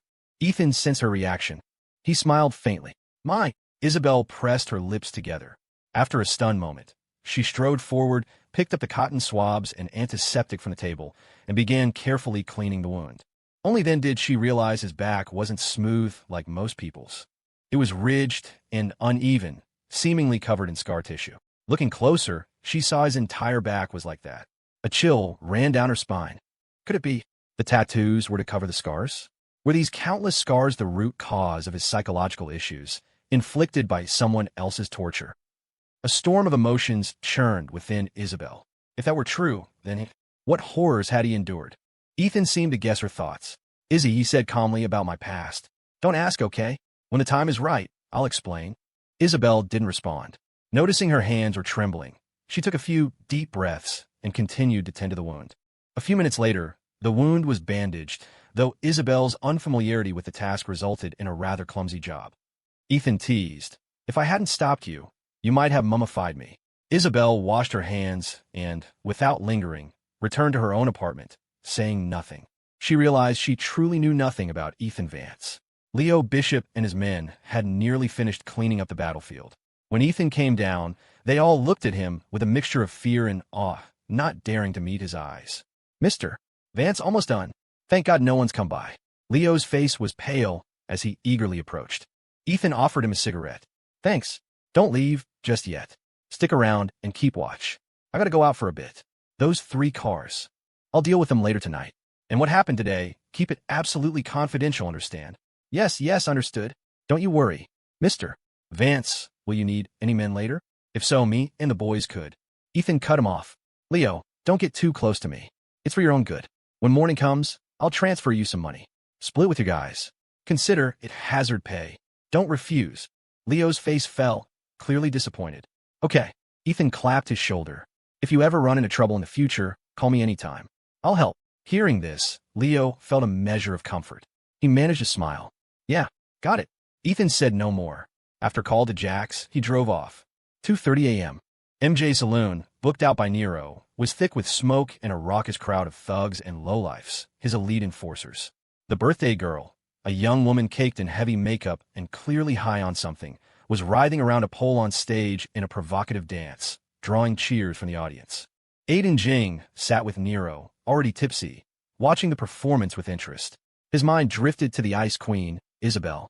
He'd already transferred most of his assets overseas. Once he had his way with Isabelle, he'd flee to the States. Even if the Van Cess found out he and Nero were behind it, they wouldn't be able to touch him. Nero was out of his mind high, head lolling, speech slurred.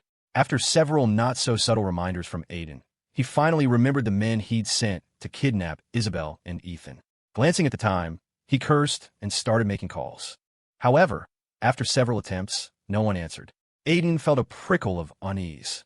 Could something have happened? Nero, his brain thoroughly pickled by cocaine, mumbled, nah, that's fine, and tried another call.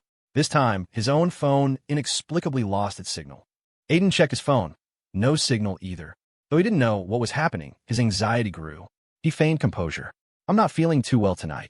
I'm going to get some rest. You guys have fun. Just as he finished speaking, a petite, seemingly fragile girl hesitantly walked into the bar. She stood at the entrance, peering inside as if looking for someone, or perhaps counting heads. A thug drinking at the bar snapped.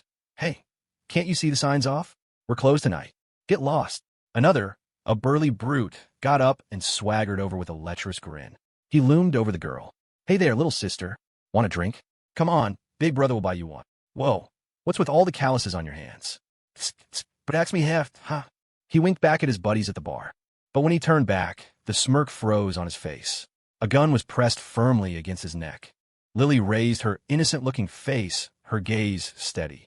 The shy look for moments before was replaced by a chillingly murderous glint. Her fingers squeezed the trigger without hesitation. Bang! The sudden gunshot startled everyone. Heads snapped toward the sound. They saw one of Nero's largest thugs crumple to the ground. The petite figure he'd obscured was now in full view.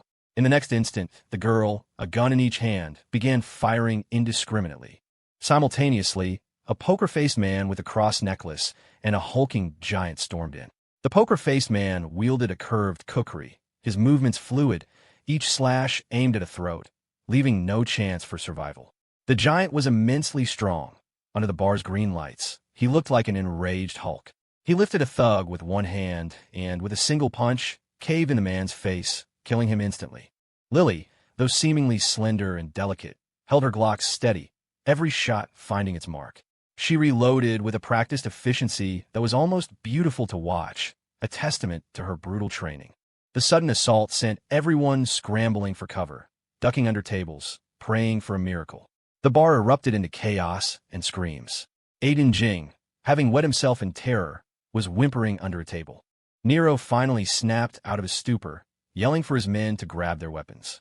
But apart from the few who had guns and returned fire, who dared expose themselves, in less than 2 minutes, the bar fell quiet. Ethan, who had been smoking outside, pushed open the door and walked in. Surveying the carnage, he strolled towards Lily and smiled. "You certainly saved me a lot of trouble." Lily looked down shyly, handing him back one of the Ruger 57s. Ethan said, "You keep it. The Ruger 57 suits you. Practical and it looks good." Lily's cheeks flushed. She bit her lip, looking down, utterly captivating in her bashfulness. Benny and Finn were clearing out the stragglers. Benny dragged a scantily clad girl, Nero's girlfriend, out from under a table. She was pale with terror, tears welling. "Big brother, please let me go. I'm just a dancer. Please." Benny never laid hands on women. But on the way here, Ethan had given a kill order, everyone except Aiden Jing. As Benny hesitated, a shadow flashed behind him. A kukri plunged into the girl's neck. Finn blinked calmly, glanced at Benny. "What are you standing there for?" "Work." Benny, "Jesus Christ, Jesus Christ, Jesus Christ." A moment later, Finn had fished out Aiden Jing and thrown him at Ethan's feet. Almost simultaneously, Benny found Nero hiding under the stage. Just as Benny was about to act, Nero burst out laughing, a crazed look in his eyes. "Ethan Vance, I know who your old man's looking for. The guy with the tattoo on his arm. Can I trade that for my life, brother Ethan?" "Ha ha." Ethan hadn't intended to negotiate with this gang leader, but hearing this, he was instantly both shocked and elated. He kicked the whimpering Aiden Jing aside. "Benny, bring him here." Nero was dragged over like a stray dog. The drugs were hitting him hard again. He was completely unhinged, laughing nonstop. Ethan grabbed his hair. "How do you know Victor Vance is looking for that man?" "Ha ha. Brother, I'm a big shot on the streets, a name to be reckoned with, ha ha. I know the guy your dad's looking for. Funny thing, right? Yesterday, a buddy of mine asked about him. I know that friend of mine is a dog for your dad. So I asked a few more questions. He said it was your dad looking, ha ha. But I didn't want to piss off the guy your dad's after, so I kept my mouth shut. Ain't I something?" Ethan, patient, pressed. "Tell me, who is it? You beg me." No, I beg you. I'll trade this info for my life, okay?" No. Add my big brother Aiden to the deal. "Okay, brother Ethan." "Finn, K. Finn toyed with his cross necklace, muttering, "I sheep." Ethan shot him a look, signaling him to hold back for now. Then he smiled at Nero. "All right, it's a deal. You talk. I won't touch either of you. You have to swear. Swear a deadly oath." "Ha ha ha." Nero raved. Ethan, as if coaxing a child, replied, "I swear. I guarantee I won't touch either of you. If I do, may I get hit by a car and die. Good enough." Someone high is far less rational than someone drunk. They're practically idiots. Hearing Ethan's oath, Nero immediately caved. "Good. You're a great man. No, a good man. A great good man. Ha ha. The man your dad's looking for. He's got a string of Russian tattooed on his arm. Das. 6. Danya. Ha ha. And there's an L after it, right? His name is Donnie Sullivan. Nickname East Side. He's a dealer. My angel dust. I buy it all from him. Ha ha. It's pure. You want some, brother Ethan?"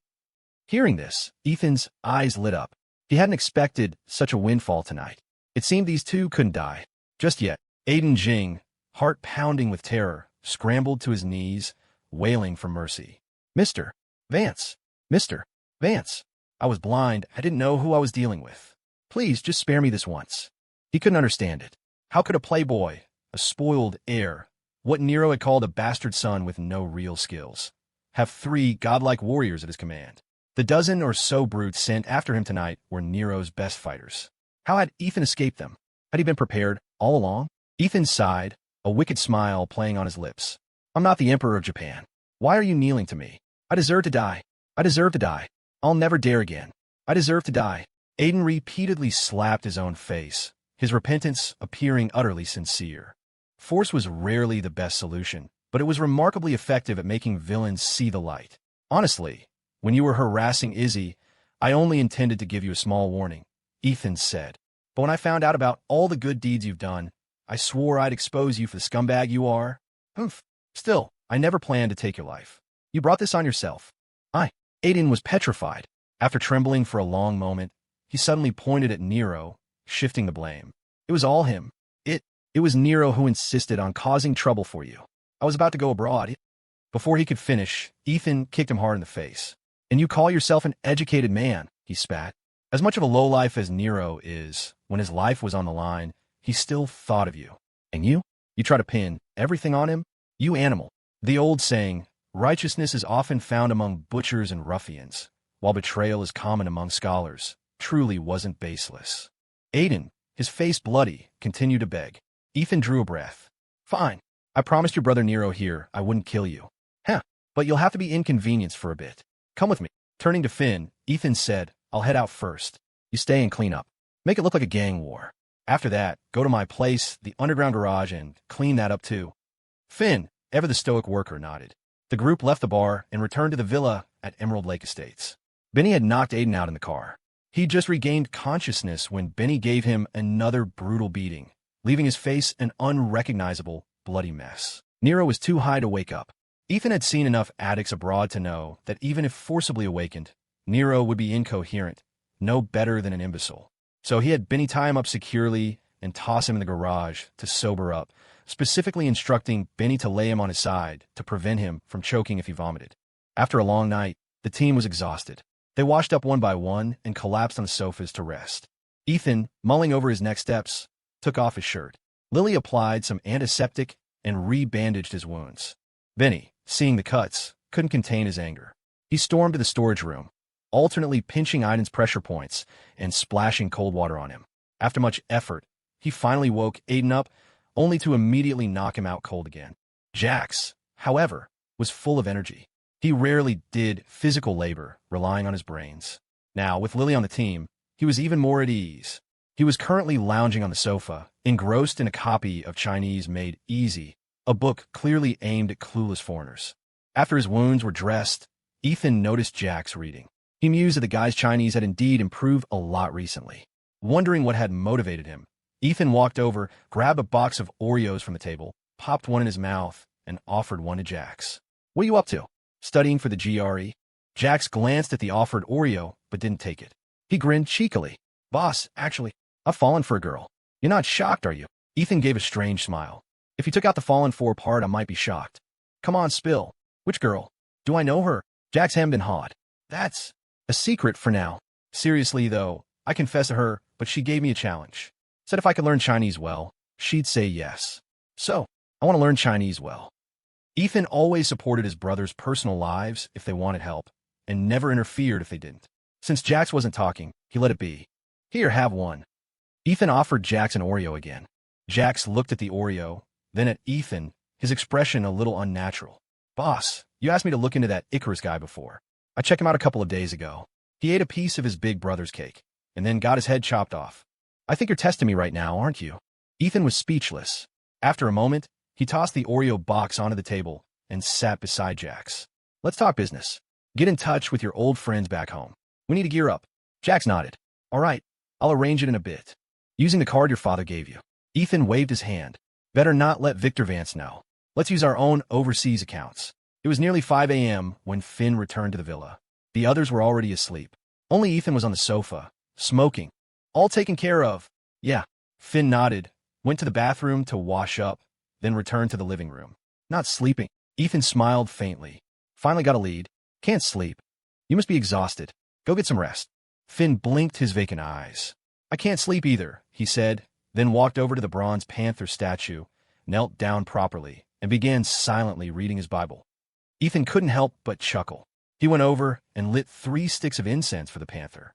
General Juan, you've really got your work cut out for you here. Please bear with us. He then sat beside Finn, pointing to Finn's head. Had it checked again? Finn nodded slightly. Checked last year. Still can't remove it. Doctors say apart from the facial muscle control, there are no other issues. But the bullet is slowly shifting. If it presses on a nerve, it could be life-threatening. Ethan took a deep breath, forcing a smile. If it really comes to that, promise me you'll try to have it taken out, no matter what. Finn lowered his head, silent for a long moment before speaking. Boss, maybe this is my fate. You know, it's not just that I can't make expressions. Apart from killing, I barely feel any emotion. I've completely lost all reverence for life. I'm just a killing machine. Ethan lit another cigarette. I know a psychologist. I'll introduce you someday. Finn, still praying before the panther statue, suddenly shot to his feet, instinctively drawing the cookery from his belt. Lily rushed out from the kitchen, a cleaver in her hand, exchanging a glance with Finn. Ethan rubbed his temples. His voice was hoarse from smoking all night. Nero's awake. Finn, bring him out. As he spoke, Benny emerged from his bedroom, pulling on his clothes. He greeted Ethan, then grinned foolishly at Lily. At the same time, Jax also came downstairs, looking endearingly dopey and half asleep. A moment later, Finn dragged Nero out. The addict finally seemed clear-headed. He looked at Ethan and his crew one by one, desperately trying to piece together the events of last night. After a while, he managed to assemble a coherent memory and sighed with a wry smile. Damn, you guys are ruthless. All 50 of my men last night gone? Ethan Vance, I really misjudged you. Badass, you're a goddamn badass. He was, after all, a self-made man who'd clawed his way to his current position. His nerve was clearly exceptional. Even in this predicament, Nero didn't seem overly terrified. He even had the presence of mind to joke with them. Girl, your aim is incredible. TSK, last night was a real eye-opener. Hey, that curved blade of yours is nice. Give me one sometime. And you, Green Giant, fists like goddamn hams. I'll remember you, Ethan Vance, if I had a few guys like yours, all of Port Sterling would be kissing my ass. Ethan, unperturbed, gestured for Finn to untie Nero. He then pulled out his cigarettes, tossed one to Nero, and stuck one in his own mouth. After lighting them, he said, First question, remember the guy you mentioned last night? Nero took the lighter from Ethan, lit his cigarette, and took a deep drag. Yeah, Donnie Sullivan. I wasn't lying. Your dad's looking for him. Ethan continued. Did you tell him the Van Cess were looking for him? Nero smirked. Hey, it was only yesterday. No, the day before yesterday, I found out you guys were looking for him. Last night you trashed my place. Would I have had time to tell him? Besides, I don't have any real connection with him, just a buyer-seller thing. Anyone on the streets knows one rule. Keep your mouth shut. It's none of my business. Why would I tell him that? He paused, then grinned. Brother Ethan, what did this Donnie Sullivan do? Dig up your family's ancestral graves? I get the feeling he's pretty important to you, Van Cess. Last night, I only brought him up out of desperation. Didn't expect it to actually work. Ethan didn't explain. Enough crap. Let's make a deal. Nero shrugged. I know. You want me to help you lure Donnie out. Let's talk terms. Can't expect me to work for free, right? Ethan's lips curved. Why don't you make an offer? Nero pondered for a moment. After last night's mess, the cops will definitely be after me. My bank accounts are probably frozen by now, right? Man, you made it impossible for me to stay in Port Sterling. How about 2 or 300 million? I can go live it up abroad? Hey, your Vance family is loaded. You wouldn't be so cheap as to grudge such a small amount, would you? If not, just have your dad come talk to me. The smile on Ethan's face slowly faded. His voice turned icy. Let me remind you, choosing to make a deal with you is just to save myself some trouble. Now that I know who he is, I'm not afraid I won't find him. It'll just waste a few days. Understand my meaning? This was why Ethan had kept Nero alive. Donnie Sullivan was a drug trafficker now. People in that line of work were not only elusive, but also extremely wary. Using Nero to bait him out would save a lot of hassle. If he had to find him himself, who knew how much time and effort it would take? Moreover, Victor Vance was casting a wide net. Donnie might get wind of it. It was best to act quickly before things got complicated. Nero took a couple of drags from his cigarette, frowning. So I have no choice? Work for you for free. Ethan, 10 million. Heh. Nero flicked his ash, glaring at Ethan. Don Vance, don't think I'm a complete idiot. Once you catch Donnie Sullivan, you think you'll let me go? TCH. Ethan, you said it yourself. You have no choice. Either trust me, take the 10 million after it's done, and disappear, or I send you on your way right now. Nero was silent for a long time, until he'd finished his entire cigarette. Let me see Aiden, he said heavily. Ethan glanced at Benny. Soon, Benny dragged out the barely conscious Aiden Jing. Nero started. Holy crap, almost didn't recognize him. Beat him till he looks like a pig's head. Ethan Vance, from now on, don't touch Aiden. I promise you, I'll get Donnie out tonight. With your brother's skills, taking him down won't be hard. After it's done, let me and Aiden go. And that 10 million, I'll give you an account number. Transfer half of it now, and get a boat ready for me. I need to see you do these two things with my own eyes. Ethan smiled faintly and agreed. All right, I'll transfer it now. South Cove Pier. I happen to have a boat there. I'll take you to see it later. Nero, Ethan Vance, you better keep your promise. Otherwise, I'll haunt you even as a ghost. Ethan said resignedly. I swear, Ethan Vance, will absolutely not harm a hair on your heads. Believe me, Nero, when it comes down to it, we don't have a feud. Your men cut me 4 times. I trash your place. We're even. Now you're helping me out. Why would I kill you? 10 million is pocket change to me. I won't sweat it. But that's all you're worth. I won't give more. Nero was skeptical, but in his current predicament, he truly had no choice. He could only pray that Ethan Vance was a man of his word. All right, how do we get him tonight? Ethan asked. Easy. Nero picked up Ethan's cigarette pack and lit one for himself. Donnie's only mid-level in the drug game. I've been getting product from him for years, and always at least 100 kilos at a time. After I get it, besides what I use myself, I distribute to several nightclubs. Got a few celebrities as clients too. Just earning some pocket money. So, in a way, he's my supplier.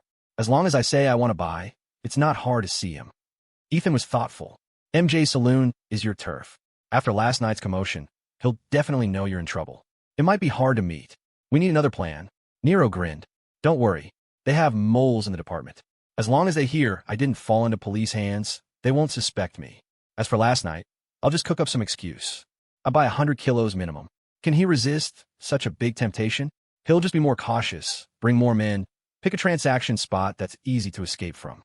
Ethan was still a bit uneasy. Can you guarantee he'll come personally? Nero chuckled and shook his head. You really don't understand this business. Such a large quantity. How could he trust his underlings to handle it? You think he's some big Mexican cartel boss with elite soldiers? Jax, is he complimenting my famously rustic homeland? After much deliberation, Ethan instructed his team. You three and Lily go with Nero tonight. Donnie Sullivan definitely knows me. I can't show my face or it'll spook him. Got it, boss. Jax, get Nero's account number. Transfer the money in front of him. With that, Ethan pulled Finn aside and said in a low voice, be careful tonight. After you've set the transaction location, scout it out first. If Nero tries any tricks, take him out first. Ethan sat alone on a fishing boat at South Cove Pier, chain-smoking. Aiden Jing was tied to the stern, tape over his mouth. His eyes were so swollen, he could only squint through a tiny slit. He leaned his head against the railing, gazing at the vast ocean with an air of utter resignation. He had probably guessed his fate. He seemed much calmer than before. Ethan felt a little uneasy, although he had full confidence in his brother's abilities, and Finn had scouted the location Nero arranged with Donnie Sullivan, meaning they were well prepared. Their target was a drug trafficker, not some common thug. How could he not worry? About 10 minutes later, Benny called. Boss, all wrapped up. They only had 7 guys. Apart from Donnie Sullivan, we killed them all. Ethan let out a long breath, finally relieved. Are you guys okay? We're fine. Benny paused. During the fight, Jax used Nero as a shield. Nero got shot in the arm. As long as you're all okay. Bring them all back. About half an hour later, the team returned, triumphant. As soon as they got out of the car, Nero started wailing, Ethan Vance, where the hell did you pick up this foreign devil brother? Son of a bitch used me as a human shield. Ha ha! From his crazed tone, he was clearly high again. Ethan ignored him, looking instead at Donnie Sullivan, whose neck was being held by Benny. Do you know me? Donnie Sullivan was gaunt from drug abuse, with heavy dark circles under his eyes. In Benny's grip, he looked like a wild dog starved for 8 days. He looked at Ethan timidly and nodded. Yes. Ethan got up, walked over to Donnie, and rolled up his sleeve to confirm the tattoo. Just to be sure, he took out his phone, snapped a picture of Donnie, and sent it to Marcus Chun. A moment later, Marcus replied, It's him. He's lost a lot of weight, but I'd recognize him anywhere. Marcus Chun had barely escaped Donnie Sullivan with his life back then. Donnie's face was surely seared into his memory. Ethan took a deep breath, his excitement palpable. After days of searching, he'd finally found this key figure. Ethan Vance, isn't it time you kept your promise? Nero, head lolling, felt no pain from his wound due to the drugs. Ethan glanced at him, a faint smile on his lips. Thanks for tonight. Go chat with your brother Aiden for a bit. I'll get someone to treat your wound later. You can leave after it's taken care of. Otherwise, you might die on the boat. Hey, you're a man of your word. Ha ha. Nero laughed maniacally for a while. All right, I'll listen to you. But give me my money first. Ethan looked at Jax, who immediately pulled a large suitcase from the car, placed it on the bow, and even opened it for Nero to see. Nero was overjoyed. He dragged the suitcase to the stern, happy as a child, and began animatedly discussing his future with Aiden Jing. In truth, the future can be long or short, anticipated or not. Ethan did all this just so Donnie Sullivan would see. Donnie Sullivan, since you know me, you should know what I want from you. Ethan said, I never like to kill people. I also know you were just working for someone else back then. Tell me everything you know, I'll let you go, and like Nero, I'll give you some money. Deal. Hearing this, Donnie's terrified eyes gradually filled with confusion. I already told your men everything at noon. That's all I know, really. Ethan froze. What did you say? My men. Donnie was also stunned. Weren't they your men? I thought. You still weren't going to let me go, that's why. What the hell happened? Donnie swallowed, trembling. At noon, two young guys found me. They just pulled a gun on me right away, then looked at the tattoo on my arm. Said they were from the Vance 3rd branch. Asked me if I knew why they were looking for me. I was pretty confused at the time, but after thinking about it, it was probably related to what happened 10 years ago. Other than that, I have no connection with the Vances. But I still couldn't figure out why they came to me. I tentatively asked them, but they wouldn't say anything, just threatened me, said I knew damn well what it was about. I told them everything I knew from back then. After that, they left, threw me $50,000, told me to keep quiet, and said the Vances wouldn't bother me again, told me not to worry. But I know, being targeted by you Vances in Port Sterling, there's no way out, right? No matter why they didn't kill me. I was planning to skip town tonight. But then Nero suddenly contacted me, said he wanted to buy 200 kilos. I figured I might as well make a score for my getaway fund, and that's how I fell into your trap. Young mister. Vance, honestly, when I first saw you, I thought you still weren't going to let me go. Ethan thought silently. The two young men Donnie mentioned were probably not Victor Vance's. If they were, this guy would likely be dead already. How could he have fallen into his hands? But just to be safe, he called Victor. What if the old fox was keeping Donnie alive for some other purpose? Better to clarify. The phone rang for a long time before it was answered. Hello, son. Ethan said curtly. Let me ask you something. Did you find Donnie Sullivan at noon today? It was noisy on Victor's end. Who? What Donnie? The one with the tattoo on his arm. You found him? Victor said excitedly. What's his name? Donnie who? Ethan took a deep breath. It seemed his guess was correct. But if it wasn't Victor, then who could it be? Besides him and his father. Could someone else be investigating what happened 10 years ago? Could it be his grandfather? Ethan's mind reeled. His grandfather had disliked his mother intensely back then. There was no reason for him to investigate her death. Not to mention his aunt and uncle. Neither of those families would have the idle time for this. Hey son, why aren't you talking? Victor shouted from the other end. I'm asking you, Donnie who?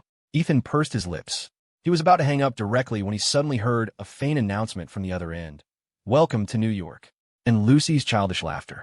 Victor Vance, when did you run off to New York? Heh, just arrived. Just got off the plane. Some work stuff. Ethan, didn't you pull out of the overseas projects? What kind of official business could you have? And you brought that little girl? Victor knew he couldn't hide it anymore. He coughed a few times. Well, Lily's mother won that beauty pageant, right? I came to celebrate. Plus, Lily missed her mom, so I brought her along to see her. My flight back is the day after tomorrow. I'll be back then. You old bastard. Really whoring your way across the ocean, huh? Just die out there. This wasn't the time to bicker about Victor Vance's sordid affairs. As for the two men Donnie Sullivan mentioned, he'd put that aside for now. Getting the details of what happened 10 years ago from Donnie was the top priority. Donnie Sullivan, listen up. The people who found you at noon weren't mine. But I guarantee, as long as you cooperate fully, I absolutely will not kill you. And I'll give you even more money. I'll talk. Donnie nodded repeatedly. 10 years ago, that incident, it was Gunnar who led us. Gunnar? Ethan asked. Yeah, Gene Marshall. Back then, he was a big shot in Port Sterling's underworld, dealing drugs and smuggling. And he also did dirty work for rich people. That night, he was also working for a bigwig. He took us, right here at this pier, and kidnapped your mother. Gene Marshall. Ethan mused. Can you contact him? Donnie shook his head. Back then, after kidnapping your mom, about 5 or 6 months later, anyway, it was almost the end of the year, Gunnar's smuggling boat was accidentally busted by the cops. He was caught red-handed and sentenced to over 8 years. None of those big shots lifted a finger for him. I visited him the first couple of years, but not after that. Our crew scattered. Everyone went their own way. Although Gunnar's out of prison now, he hasn't contacted any of us. I don't even know if he's alive or dead. Ethan, what does he look like? How old is he? Donnie said tall guy, ponytail. Age-wise, should be almost 50 now. Sigh, at this age, no wonder he doesn't contact us. He can't make a comeback. Gene Marshall's description perfectly matched what Marcus Chun had said about the man who assaulted Sylvia Vance on the yacht. Ethan's eyelids twitched. He unconsciously clenched his fists. Where does Gene Marshall live? Donnie thought for a moment. Eastwood Estates, but it was confiscated 10 years ago. He had over a dozen properties under his name, all confiscated. At this point, Donnie paused, as if remembering something. Oh, I remember Gunnar once got drunk and said he'd finally made a name for himself. When he had time, He wanted to go back to his hometown, Havenwood Creek, and build an ancestral hall. Because my girlfriend at the time was also from Havenwood Creek, I've always remembered it. Ethan's eyes lit up. Did you tell those two guys who found you at noon about this? Donnie shook his head. No, I had a gun to my head back then. My mind was a blank. How could I remember all that? Get in the car, let's go. Ethan made a snap decision, tossing his car keys to Finn, then jerking his chin towards the fishing boat. After the G-Wagon drove off, Finn didn't get into the GTR. Instead, he turned and boarded the fishing boat. At the stern, Nero was still babbling, planning his future with Aiden Jing. Brother, from now on, you stick with me. Forget about America. We'll go to Thailand and build a new empire. Ha ha ha. You're resourceful. I'm brave and skilled in battle. A perfect match, a perfect match. The tape over Aiden Jing's mouth had been removed, and the ropes binding him loosened, but he had no thought of escape. He couldn't even be bothered to talk to Nero. He slumped against the railing like a sack of wet mud, staring at the suitcase full of money before him, a bitter smile playing on his lips. If he had fled to America earlier, he wouldn't have ended up like this. Just then, the expressionless, ruthless Korean walked over.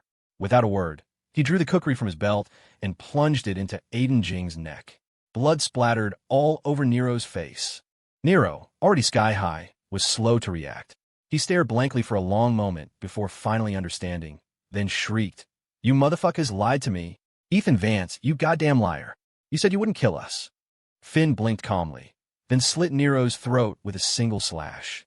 "My name's not Ethan Vance," he muttered. Nero clutched his throat, blood gushing between his fingers. He collapsed, convulsing, his eyes glaring venomously at the killing machine before him. Finn wiped his blade on Nero's clothes. "My boss said, if you hadn't been hooked on drugs, he actually would have liked to be friends with you. Also, that $5 million, we've confirmed it was transferred to your sister. The boss said you can rest assured, he won't take it back. Go in peace." In truth, Nero had anticipated this outcome, which was why he'd had Ethan transfer the money to his sister. It was just that being high now, he'd irrationally started hoping for a miracle. Some paths, once taken, have a predetermined end. Havenwood Creek was a 2-hour drive from the city. In the car, Ethan asked Donnie Sullivan, "Did you ever hear Gene Marshall say who he was working for when he kidnapped my mother?" "Donnie, no." "Tell me exactly what happened that night." "Okay," Donnie recalled. "That night, after we stopped your mom's car, I watched her drive her on the shore while another brother took your mom onto the yacht. I heard Gunnar tell your mom to hand something over. When she refused, he hit her." At this, Donnie timidly glanced at Ethan, swallowed, then continued, "Later, Gunnar told me to kill her driver. But I screwed up, and her driver got away, even drove off in our car. There was a lot of money in that car. We chased after him, but couldn't catch him. For that, Gunnar almost beat me to death later." "Where did they take my mother? Who did they meet?" Ethan asked. "We all went chasing your mom's driver. When we got back, the yacht was already gone. But later, one of the brothers told me Gunnar had sent people to kidnap you too. He took the yacht far out to sea and met up with a large cargo ship, full of containers. You and your mom were both unconscious at the time. 2 workers took you onto the cargo ship. Gunnar went up too, but when he came back, he was covered in injuries and was missing a finger." Hearing cargo ship and containers, Ethan's eyelids twitched and his hands, resting on his knees, tightened abruptly. "Do you know anything else?" Donnie sensed the sudden iciness in Ethan's tone and shivered. "Nothing else. I was just a small-time errand boy. Young Mr. Vance, you should wait until you find Gunnar and ask him." But I'm afraid he might not be in his hometown." "Shut your jinxing mouth," Benny snapped, looking in the rearview mirror. Ethan asked no more questions, leaning his head against the window and silently watching the scenery outside. Having barely slept the previous night, it wasn't long before the young heir drifted into a drowsy sleep, his consciousness instantly plunging into that unforgettable nightmare. The cry of seagulls, the crashing of waves, the howl of the wind. A shipping container, converted into a cage, pitch black. A young boy, a dog collar around his neck, locked inside. A voice there like something from hell. The character for King. Take away one stroke. What does it become? The dream flashed by like a slideshow, images flickering rapidly. In the dim, flickering light, blood everywhere. That hellish voice cackling, wearing a clown mask, only a pair of hawk-like eyes visible. The young boy, sprawled on a wooden plank, crying and begging for mercy, yet earnestly answering the questions. "Can't answer anymore? That's not like an obedient child. Let me think. Which piece of your flesh should I cut off now? Your back. Seems to be completely rotten already. Ha! You probably don't know, behind that one-way mirror stands your mother. She's watching your flesh, piece by piece, being carved off by me to feed the dogs, ha. She must be enjoying it, just like me. Ha. Donnie Sullivan was probably going into withdrawal. He was shaking constantly, sniffling. Ethan glanced at him, undisguised disgust in his eyes. Do you know the specific address? He said gruffly. And no. Just then, a faint yellow light appeared ahead. As the car drew closer, they saw it was a small convenience store. The sound of a drinking game and men's boisterous laughter drifted out. Lily turned her head. Young master, should I go ask? No. Ethan pulled out a $100 bill and handed it to Donnie. You go. Buy a pack of cigarettes. Asked casually. Donnie took the money and, trembling, got out of the car. Country folk weren't like city dwellers. There was a stronger sense of community. Besides, Gene Marshall had been a big shot once. Finding his address wouldn't be too difficult. A short while later, Donnie came out of the store and got back in the car. Keep going straight. There's a utility pole at the alley entrance. Turn in there. It's the second to last house on the left. Someone already asked about him earlier. Hearing this, Benny immediately floored the accelerator. Ethan also felt a surge of unease. He couldn't figure out who else was investigating this. If it was the real culprit he was after, there was no need to ask Donnie about what happened back then. Another suspicious point. Marcus Chen's father had escaped back then. Why hadn't Gene Marshall, a mere hired hand, been immediately silenced? Could it be that Marshall was important to them? But why, after Marshall was arrested for smuggling, did they abandon him? There were too many inconsistencies. Ethan couldn't make sense of it. Soon, the G-Wagon screeched to a halt at the alley entrance with the utility pole. Just as Benny was about to turn in, Ethan stopped him. Park here. Get out. Lily moved swiftly, pulling out her gun and chambering around with a click-clack, then handed one to Ethan. Donnie, though a drug dealer, didn't have half of Nero's nerve. He was shaking even more violently. Young and Mr. Vance, I'll just stay in the car, all right. Ethan looked at Jax. You stay here and watch him. Then, he led Benny and Lily out of the car and stealthily into the alley. The moon was hazy, and an eerie silence hung in the air. As they reached the middle of the alley, they faintly saw a commercial van parked at the end. Ethan lowered his voice. Be careful. Leave one alive. Gene Marshall's house was a typical rural courtyard home. The three of them crept along the wall. Just as they were about 10 meters from the door, a man with a gun suddenly emerged. He was likely posted as a lookout. He glanced around vigilantly and, as luck would have it, spotted Ethan's group. At this distance, it was impossible to rush him silently. Besides, the man had already raised his gun. In the heat of the moment, Lily had no choice but to fire. Bang! The gunshot shattered the alley's dead silence. Ethan gestured to Benny, then rushed towards the door with Lily. Benny, understanding, circled around. As Ethan and Lily engaged the people inside at the doorway, Benny vaulted over the wall. Bang! Bang! Bang! Bang! The firefight lasted nearly a minute before the gunshots finally stopped. Lily pushed open the door and carefully searched each room, wary of other gunmen. Ethan stood in the courtyard, glancing at the three bodies on the ground and one gunman who was about to become a corpse. He frowned and called out, Benny, yo. Benny responded, emerging from a corner of the courtyard. As expected, he was dragging a gunman, face bloodied, and threw him at Ethan's feet. At the same time, he tossed Ethan a gun. Boss, I heard someone calling Captain earlier, so I took him out. He must know a lot. Ethan looked at the gun Benny had tossed him and frowned. German-made. These guys are well-connected. Whose men are you? The man had only taken one punch from Benny, but was still disoriented. After a long moment, he said, We're from the Yates family. The Yates family? Ethan was stunned. Which Yates family? Triumph Corporation. Everett Yates? Ethan had heard of him. He was a major player in Port Sterling's business world, on par with Victor Vance. But what did he have to do with this? Just as he was thinking, Lily poked her head out of a room on the east side. Young master, come take a look. Watch him. Ethan instructed Benny, then strode towards Lily. As he entered the room, he saw it was ransacked, likely from them searching for something. By the window, a man of about 50 lay on the floor, a dagger plunged into his chest. Blood still trickled from a wound. Died not long ago, Lily said. Although this corpse didn't have a ponytail, Ethan knew this was most likely Gene Marshall. The man he'd finally tracked down, dead just like that. Ethan, unwilling to give up, had Jax bring Donnie Sullivan over. Is this Gene Marshall?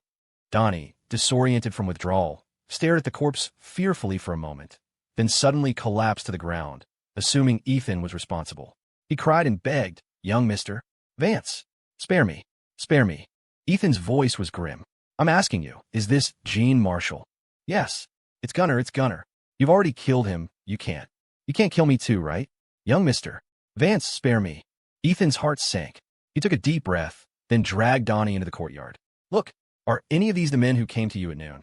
Donnie searched for a moment, then tremblingly pointed at two corpses. Them two. It was them two. Ethan walked over to the captain Benny had captured.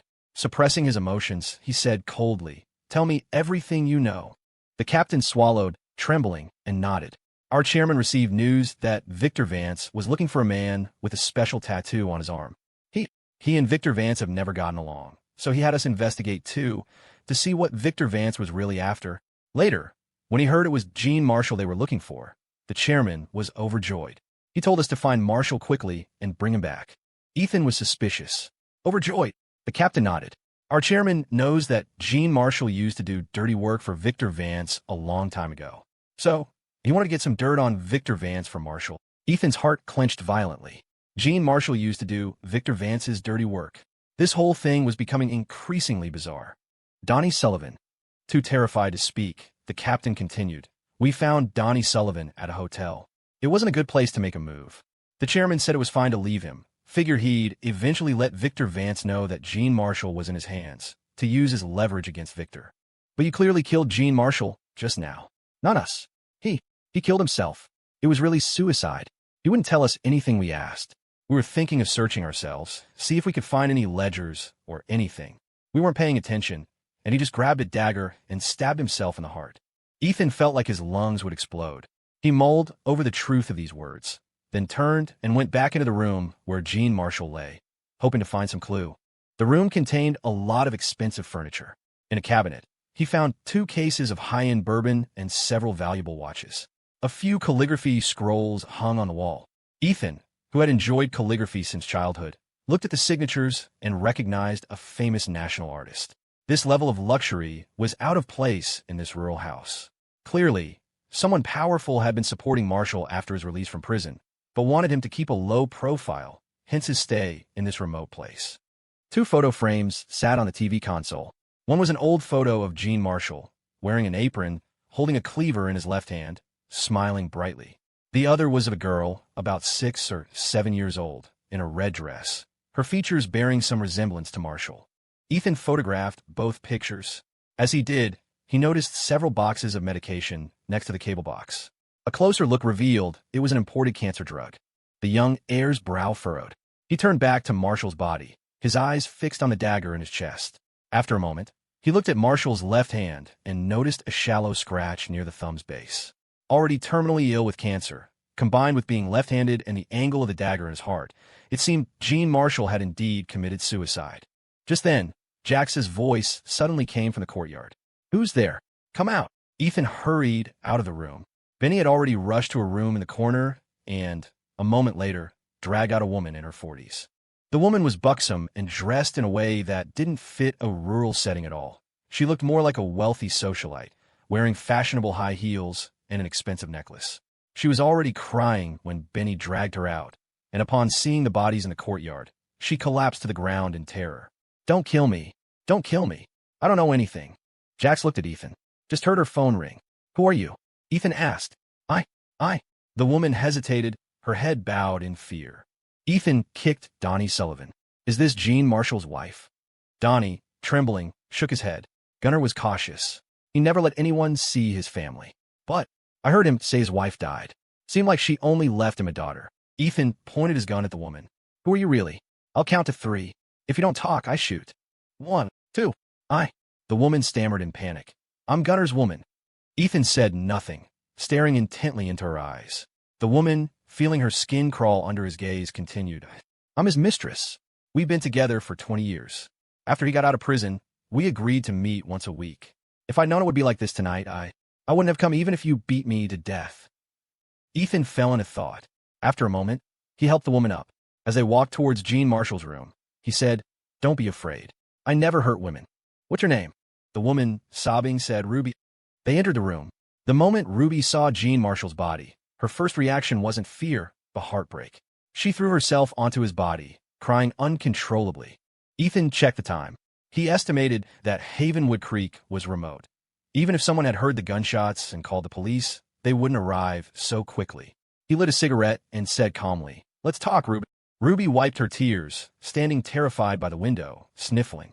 "Oh, who are you?" "Not important." Ethan gestured to the sofa. "Sit. Can you tell me what happened just now?" Ruby sat down on the sofa, trembling. "A little while ago, Gunnar asked me to get him a carton of cigarettes from the side room. I had just gone in. Before I could even turn on the light, I heard a group of people barge in. I peeked from under the door curtain and saw they all had guns, so I didn't dare make a sound. I quietly hid under the bed, I just heard them say something about Victor Vance. Gunnar cursed at them, and then there was a lot of crashing and banging, like they were ransacking the place." Ethan looked at Ruby's harmless face, took a drag from his cigarette, and said abruptly, "I'm curious. Who was Gene Marshall willing to die to protect?" Ruby's eyes darted slightly. He knew so many important people before. I don't know." Ethan shook his head. "People who do dirty work for big shots rarely escape being silenced. Besides, Gene Marshall did something stupid 10 years ago, let a witness escape. In that situation, his master didn't kill him to silence him, willingly risking being exposed. Was it because he loved him?" Ruby unconsciously curled her fingers, looking very uncomfortable. "What are you talking about?" I don't know. I'm just a mistress. I didn't understand before, but now I do." Ethan smiled. Gene Marshall had leverage on his master, and this leverage has always been in the hands of the person he cared about and trusted most. I guess Marshall told his master that if anything happened to him, this leverage would be exposed, right? Ruby pressed her lips together tightly, looking down silent. Ethan sighed. "You've been with him for 20 years. It's more than just a fuck-buddy relationship, isn't it?" The reason he committed suicide so decisively was, 1, he was already terminally ill. 2, he knew he couldn't escape tonight. And 3, he thought that after he died, those gunmen would leave immediately, so you wouldn't be discovered. "Ruby, be honest. Tell me where Gene Marshall kept the leverage he collected." Ruby's breathing was shaky. She closed her eyes in despair, then said, "Will you let me go?" "Ethan, I'm just investigating something. There's no need to kill you." Ruby wiped the tears from her face. After a long internal struggle, she said, "Gunnar gave me an SD card before." "Where is it?" Ruby looked at Ethan, deliberating again, before finally raising her trembling hands, removing the necklace from her neck, and prying it open. A tiny, fingernail-sized SD card fell out. All these years, every time Gunnar wanted to do a job for someone, he'd have me help him record it. Occasionally, he'd secretly record audio too. I organized everything onto this card, with dates and names noted. Ethan was overjoyed. After taking the SD card, he said, "Ruby, I'm sorry to ask you to come with me. Don't be afraid. I absolutely will not harm you, okay?" "Ruby, I want to say no, but I wouldn't dare." Just then, Finn arrived. Ethan had Benny tie up Donnie Sullivan and the Yates family captain and take them away along with Ruby and Gene Marshall's body. Moreover, all traces of Marshall's blood were wiped clean. Benny was very confused. What was the use of taking a dead body? Ethan didn't explain, just urged them to hurry. On the way back, Ethan couldn't wait. He had Jax open his laptop and read the SD card. Ruby sat beside them. Seeing the blonde, blue-eyed foreigner open the computer, her mind was in such turmoil that it took her a while to realize she had set a password on the SD card. Just as she was about to speak, she saw the foreigner had already opened the card's contents. Amidst a dense log of records, Jax finally found a document from June, 10 years ago. The document contained an audio recording. It began with a voice Ethan knew very well. "Victor Vance, don't be too rough. After all, she's my woman." Then, another man's voice. "Yes, speak to her nicely." Finally, Gene Marshall. "Mr. Vance, Mr. Thorne, rest assured. Leave this to Gene Marshall. With that much money, you think I can't handle her?" Note, June 14th, 7:20 p.m., the Willow Creek Inn, Oak Room. Meeting Victor Vance, Arthur Thorne. Crack. Ethan's fist clenched so tightly his knuckles popped. His eyes instantly filled with a terrifying darkness. Victor Vance, his own father. Arthur Thorne, his father-in-law. How could it be them? In the living room, Ethan's face was ashen, his eyes dark and menacing as he stared at the computer screen, silent. His team exchanged uneasy glances. Lily nervously picked at her fingers. She had once belonged to the Thorne family, and now her former master was implicated in this. For a moment, she didn't know how to face Ethan. But the one suffering the most, perhaps enduring a living hell, was her own young master. The more Lily thought about it, the worse she felt. She lowered her head, unable to look at Ethan. Finn, having driven the GTR, hadn't been in the same car as Ethan and didn't know what had happened. He only sensed the oppressive atmosphere. "Boss, didn't find anything?" he asked. As soon as he spoke, Jax jabbed him in the ribs. Ethan pressed his tongue against his molars, slowly raising his head. A strained smile touched his lips. It's the middle of the night. Go to bed. Lily, prepare a room for Ruby. Oh, and toiletries, get her set too. He then looked at Ruby. Ruby, please make yourself at home. If you need anything, just tell Lily. What you gave me is very useful.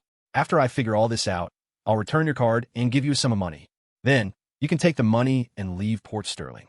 This city isn't safe for you. Ruby seemed to sense he meant her no harm and felt a wave of relief. She nodded gently. Okay. The team dispersed to their rooms. Jax glanced briefly at Ruby, then at Ethan. Their eyes met, and Jax turned and headed upstairs. Finn, who also stayed on the second floor, waited for Jax by the staircase and asked in a low voice, "Didn't go well today?" Jax, calm and collected, said casually, "It went well." As he reached his own door, he inexplicably turned back and added, "Too well." Finn looked at this mind reader of a brother, blinked his vacant eyes, completely bewildered. Only Ethan remained in the living room downstairs. He meticulously went through all the records on the SD card. There were over 10 entries related to Victor Vance. 3 of them, though lacking audio proof, Ethan knew were Victor's doing.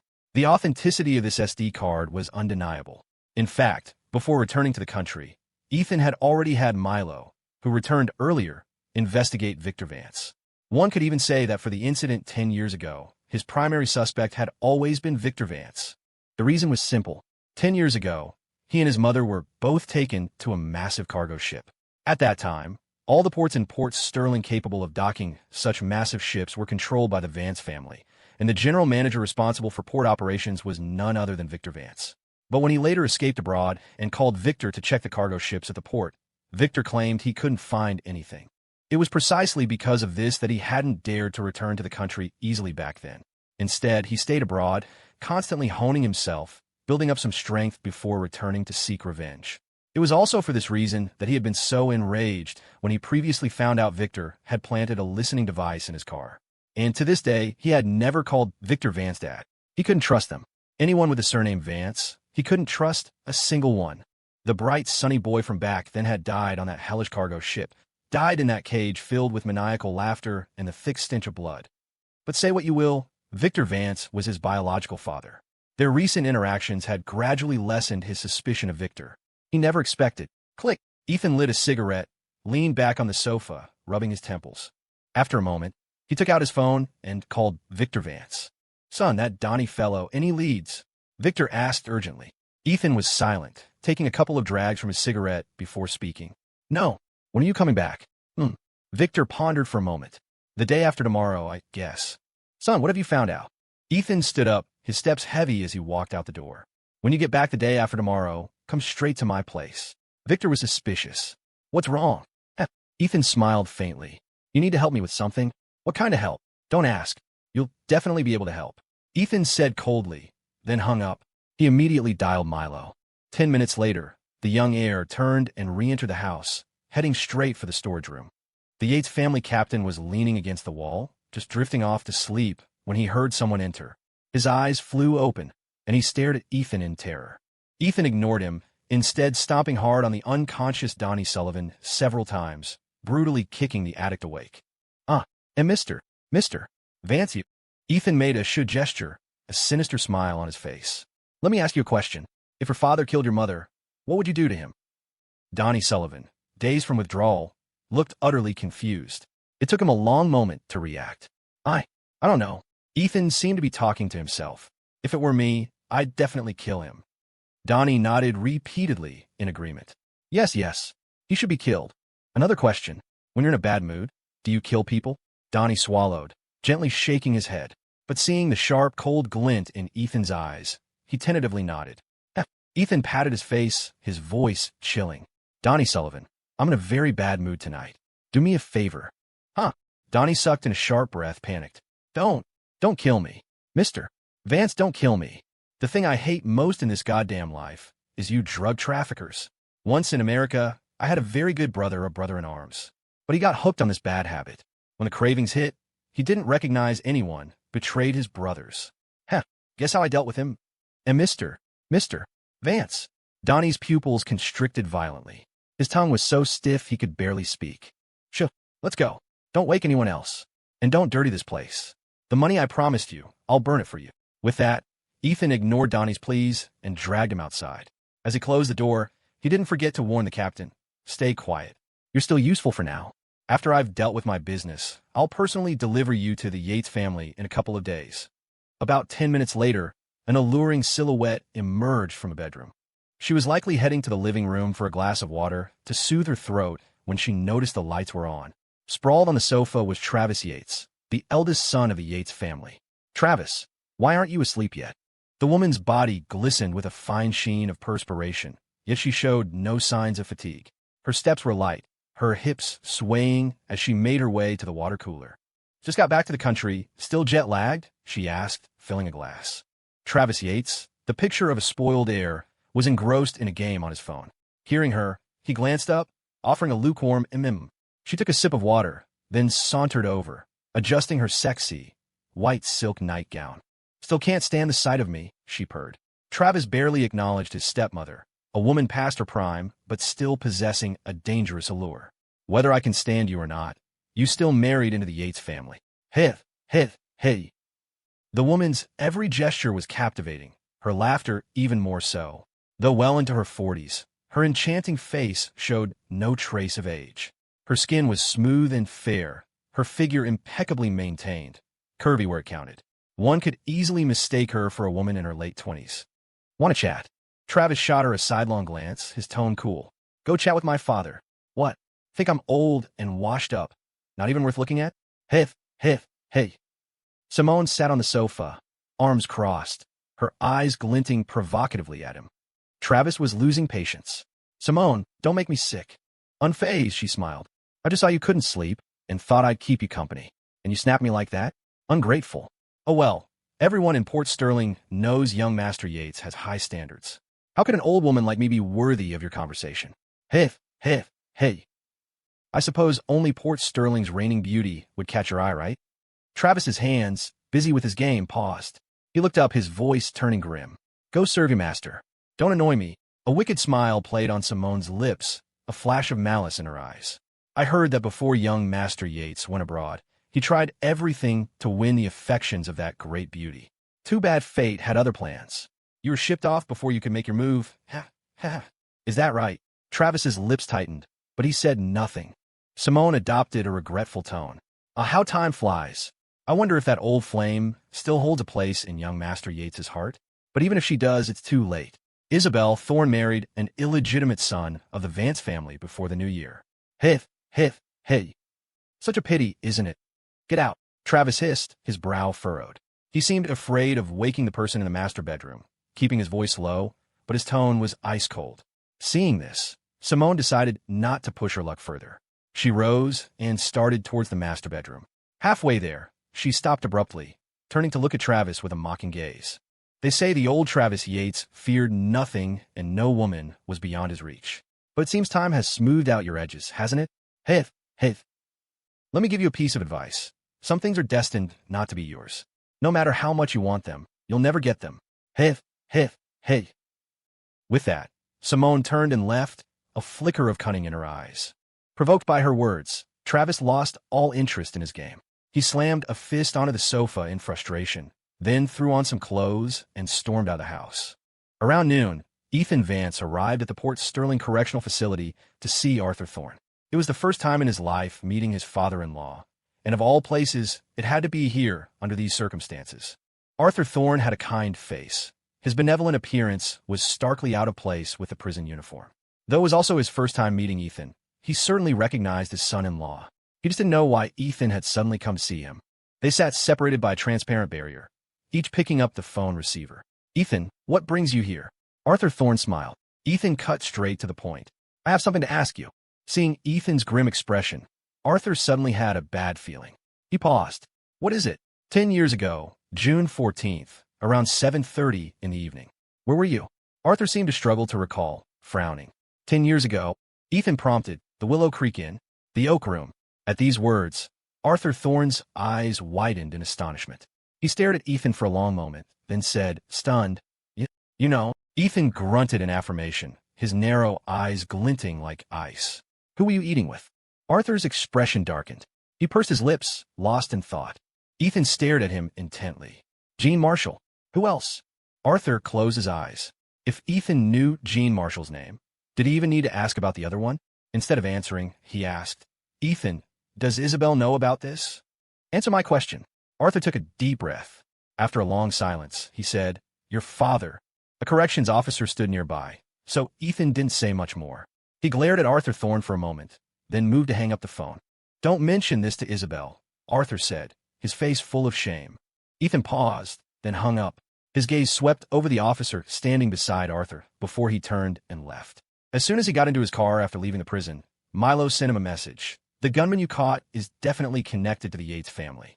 He used to be Everett Yates's bodyguard, but supposedly quit 5 years ago. My guess is Everett Yates kept him in the shadows for dirty work. Ethan replied, What about the other things? Milo, working on it. Ethan closed the messaging app, leaned back in his seat, lost in thought for a moment, then abruptly called Ron Wallace. Well, nephew, you finally remembered your old Uncle Ron, did you? Ron Wallace chuckled. Ethan was in no mood for jokes. Uncle Ron, are you free the day after tomorrow? I need a favor. Yes, of course. If you need my help, I'll drop anything, no matter how big. Good. I'll let you know the details. Hanging up, Ethan headed home. On the way, he unexpectedly received a call from Isabelle Thorne. The Playboy heir pulled over to the side of the road. Staring at the name Isabelle on the screen, he took a deep breath and answered. Isabelle, where are you? Emerald Lake Estates. Oh. Ethan, uncharacteristically, didn't make a snide remark. The Ice Queen almost thought she was imagining things. After a pause, she asked, Your injury, how is it? It's fine. Went to the hospital, got it bandaged. That's good. Silence fell between them. After a moment, Isabelle took a breath. I'll hang up then. She sensed something was off about Ethan today, but didn't want to press him. Just as she was about to end the call, Ethan suddenly said, Isabelle, let's have dinner tonight. Isabelle hesitated for a moment. Okay, sure. Arthur Thorne was involved in that incident. Surely Ethan would have to ask her about it, wouldn't he? Yet, up to now, Ethan hadn't pried, and his attitude towards her remained unchanged. This was what unsettled her the most. She constantly worried that Ethan would abandon her because she was in Thorne. She truly didn't want to lose this. She had finally, painstakingly, become part of this surrogate family of brothers. For the first time in her life, she had real friends, people who cared about her. She couldn't bear to lose it all. Lost in these melancholy thoughts, Benny walked in, his face a mask of gloom. Lily, he mumbled, can you make me some chicken noodle soup? I think I'm getting depressed. I mean, how could this happen? Huh? How could he be like that? I don't get it. I need some chicken noodle soup to clear my head. Lily looked up at him, her face equally troubled. I'm really sad too, but I honestly don't know how to make chicken noodle soup. Benny's head drooped. After a moment of silence, he said, I'll help you prep the vegetables. Lily declined. Benny, I can manage. You're too big. You'll just be in the way. Maybe you should go outside for a bit. She paused, then, as if suddenly curious, asked, Are you like 6'6"? Benny shook his head, the flesh on his face wobbling. Not even close.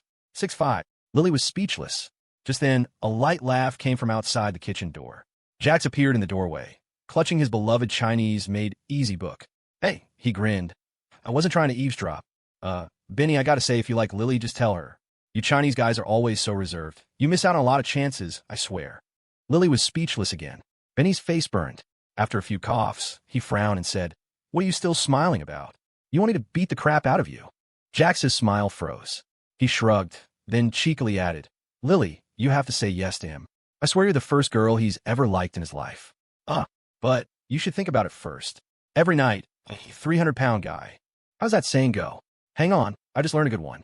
Let me find it. Jax flipped through his book, eyebrows raised. A badger in your trousers. Yes, that's the one. Benny cracked his knuckles. That's not even a saying, you moron. And it's ants in your pants. I'm gonna give you a kick in the pants. Lily, both embarrassed and annoyed, stomped her foot, her head down. Jax, what nonsense are you talking? As her voice fell, an icy aura suddenly descended, and the three of them instantly quieted down. Finn's face was, as always, an impassive mask, looking harmless. He gazed at the three of them. Where's boss? Hasn't he contacted you?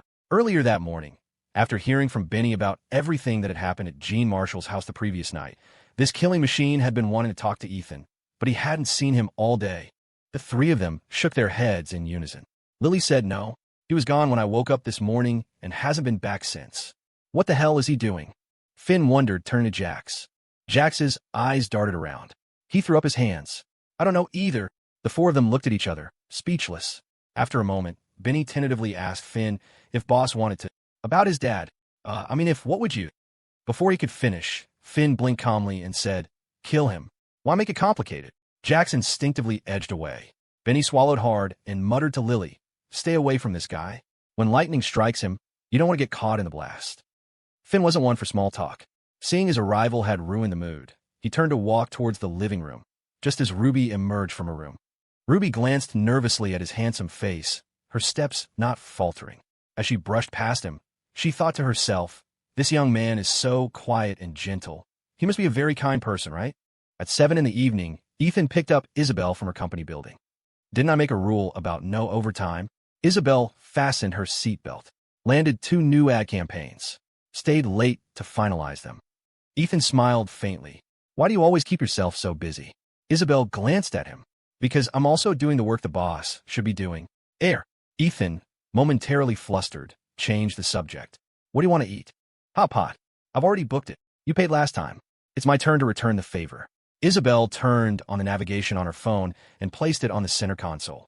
Feeling the seat back was a bit too upright, she leaned down to adjust it. But this car wasn't like hers. It didn't have power seats. The moment she tried to adjust it, the seat back suddenly flopped down, and she found herself lying flat in the passenger seat. Ethan looked at her startled face, suppressed a laugh, and carefully pulled the seat back up. Gotten too used to your own car seats? You okay?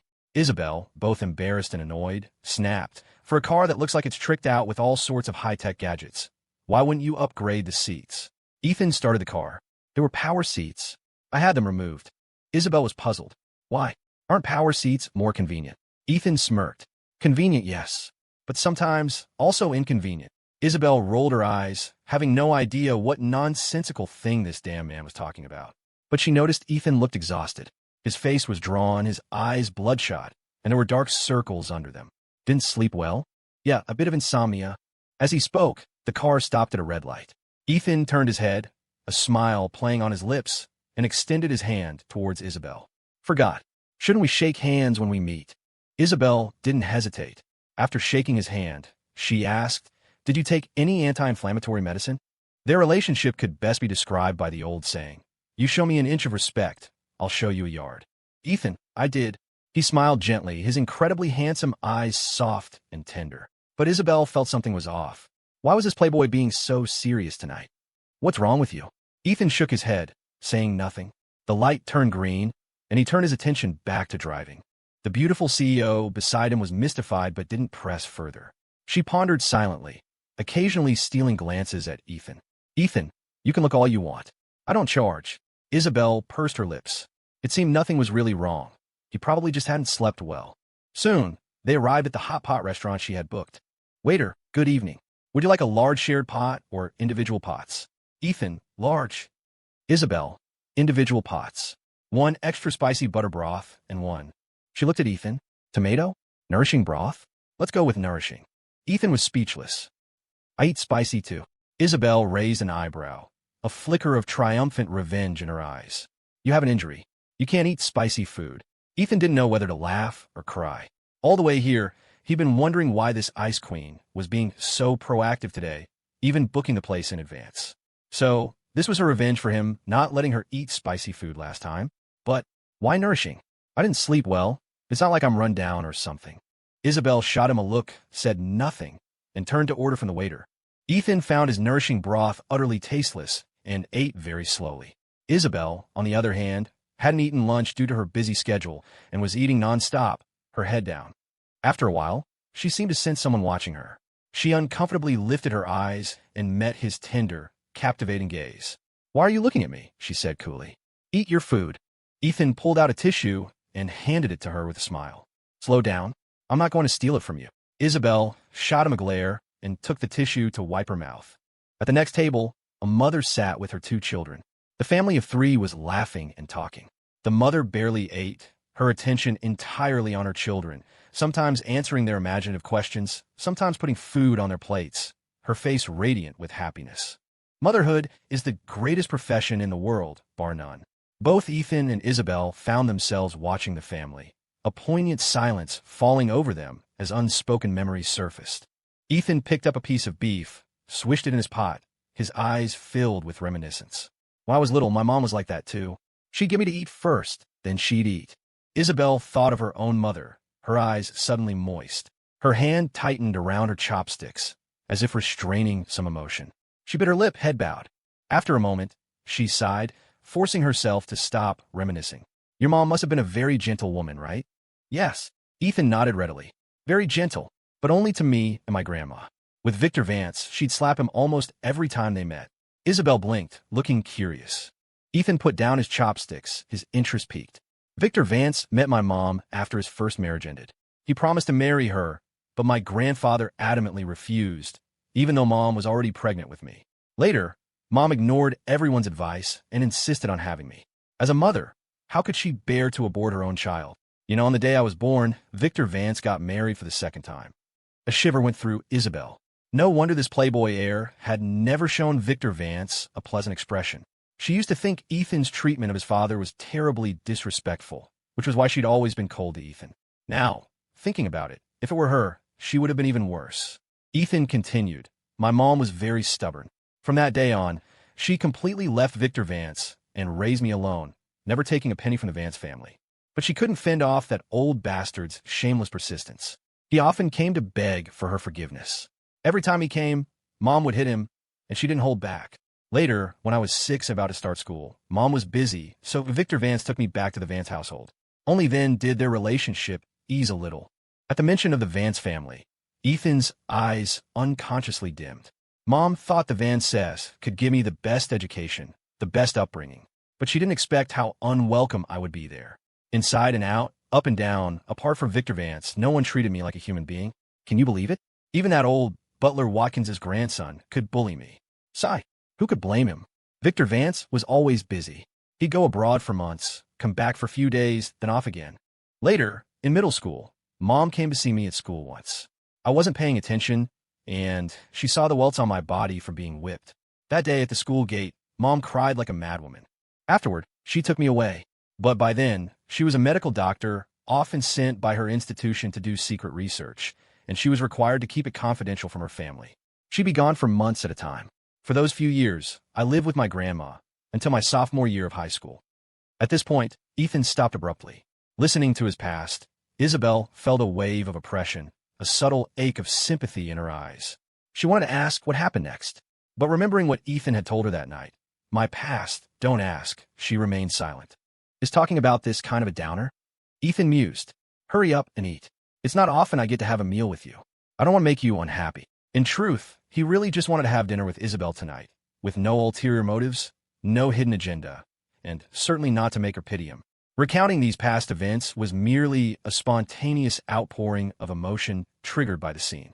Isabelle, shedding her usual iciness, hesitated for a moment, then said suddenly, I misjudged you before. I apologize. Ethan was somewhat baffled.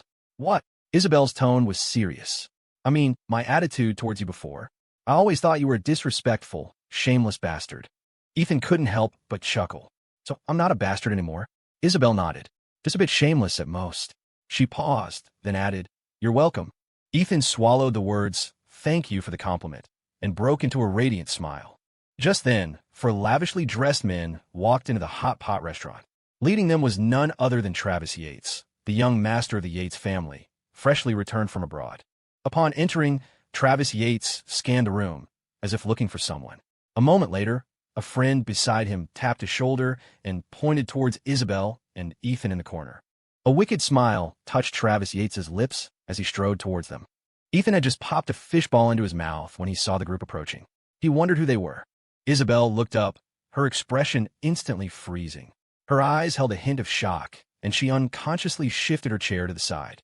Seeing this, Ethan's face immediately darkened, his gaze turning grim as he looked at Travis Yates.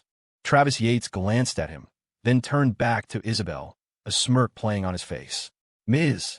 Thorne, long time no see. You been well? Isabelle frowned, her face cold as she acknowledged him. Young Master Yates. Isabelle Thorne, 4 years ago, I told you I would have you. Remember? Heh, didn't expect to run into you today. Perfect timing. I'm back, and what I said back then still stands. Isabelle. Young Master Yates, please show some respect." The words had barely left her mouth when Ethan suddenly stood up, a hint of surprise, or perhaps pleasant surprise, in his hostile expression. "Young Master Yates? You're Everett Yates's son." In all of Port Sterling, the only one who could be addressed as Young Master Yates was Everett Yates's son. Ethan had been wondering just that afternoon how to make contact with the Yates family, and now they had delivered themselves to his doorstep. Travis Yates sneered at him, his eyes full of disdain. "Hey, Vance, we all rely on our dads, but you need to face reality. I'm not an illegitimate son, and you're not Theodore Vance's precious heir, Harrison Vance. Heh, let me give you some advice. Don't get cocky. When I was running wild in Port Sterling, you were still a goody-two-shoes, straight-A student." "Ethan," Isabelle said urgently, afraid this damn man of hers, with his notorious penchant for violence, would cause more trouble. "I'm finished eating.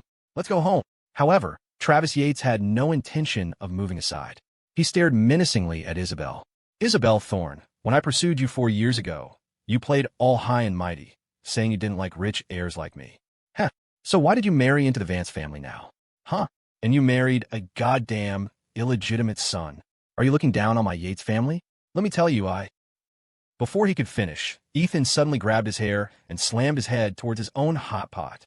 Ethan held Travis Yates's head down with all his might.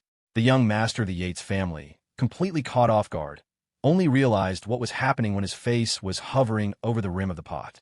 Fortunately, it was a small, individual pot, and fortunately, Travis Yates had a large face. His forehead and chin caught the edge, preventing his head from being fully submerged. However, the broth was boiling, steam rising, and in an instant, the once arrogant heir let out a blood-curdling scream like a pig being slaughtered. His 3 friends, who had accompanied him, stood frozen in shock. Though fights were somewhat commonplace for them, they usually involved them leveraging their family backgrounds to bully others. They had rarely encountered resistance, so they seldom experienced the sensation of a racing heart. Moreover, Ethan's actions couldn't even be classified as a mere brawl. This was a vicious assault. The underworld had its own codes. A punch, a kick, even a slash with a knife generally avoided vital areas. Who had ever seen someone grab a head and shove it directly into a boiling pot? Even in a gang war, they wouldn't easily aim a knife at someone's head. To dare such a brutal act in public.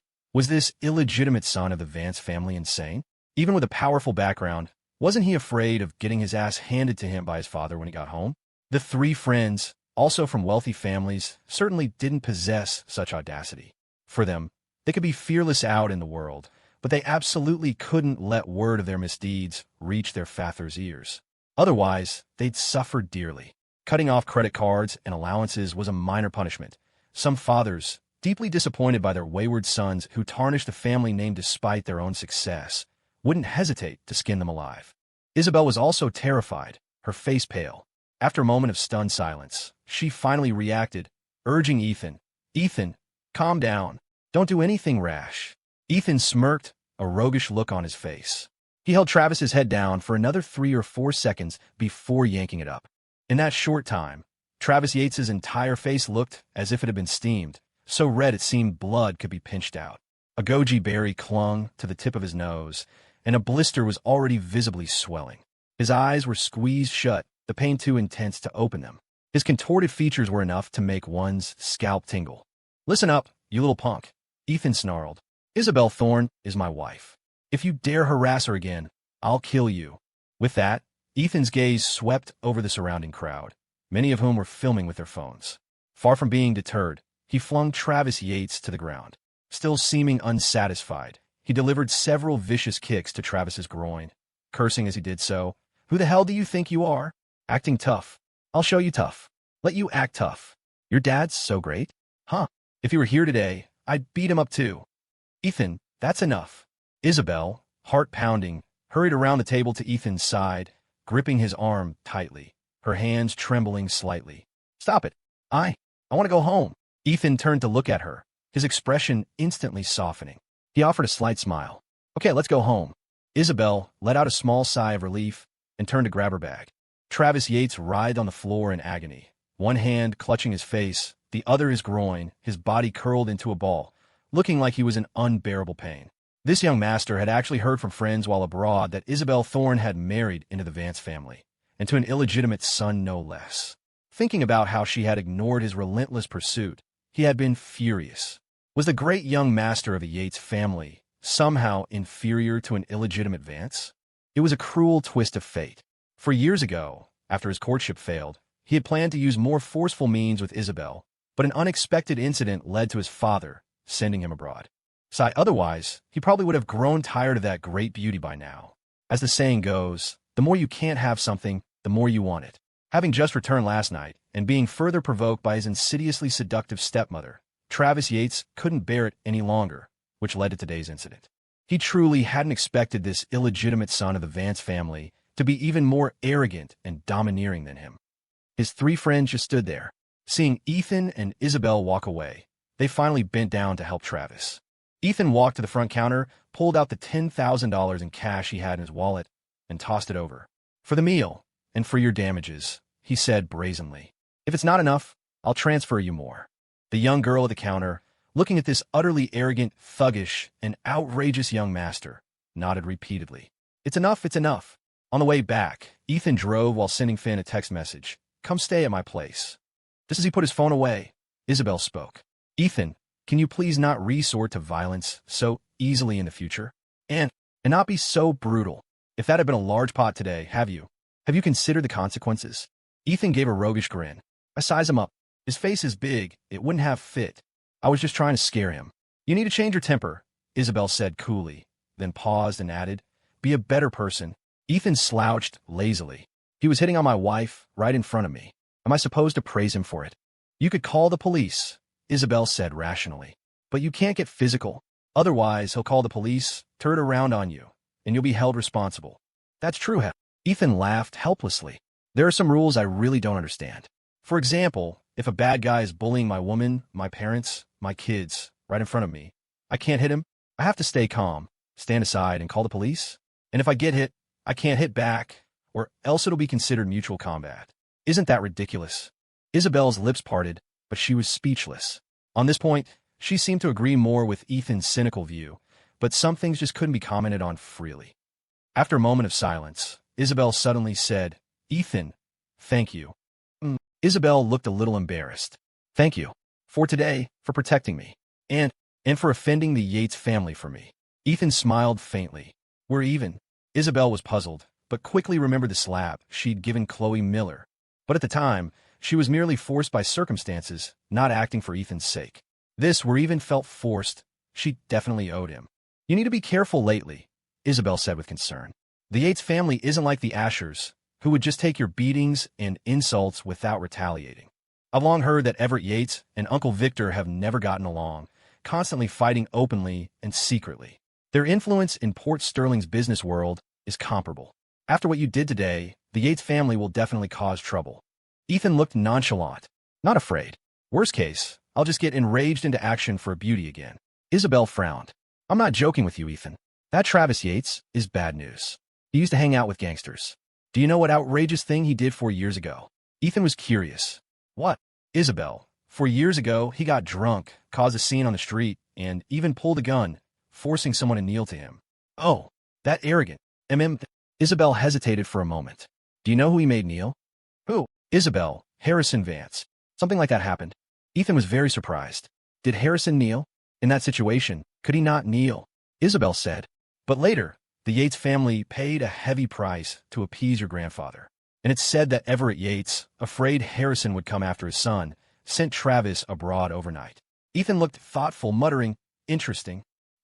The silver-gray GTR sped along the main city artery, streetlights on either side blurring into continuous streaks, rewinding like a fast-paced film.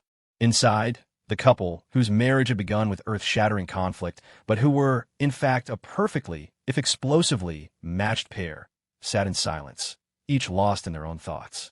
After dropping Isabelle home, Ethan, as per their unusual custom, requested a handshake. Isabelle was puzzled. "You're not coming home? I'm staying at Emerald Lake Estates," Ethan said. Isabelle shook his hand, opened the car door, and got out. As she closed it, she surprisingly said, "Be safe," then turned and walked towards the elevator. "Isabelle." Ethan watched her elegant back and suddenly called out to her. Isabelle turned. "Yes." Ethan smiled faintly, his eyes holding an indecipherable mix of complex emotions. "Good night." Isabelle found it strange. She paused, then replied, good night. Watching the Ice Queen enter the elevator, Ethan's smile faded. He glanced at a Ford Raptor parked not far away before driving off, reassured. It was already 10 o'clock when he returned to Emerald Lake Estates. None of the brothers were asleep. They sat in the living room, bored. Seeing Ethan return, they all stood up and went to meet him. Ethan, carrying a large bag of fried chicken, handed it to Lily.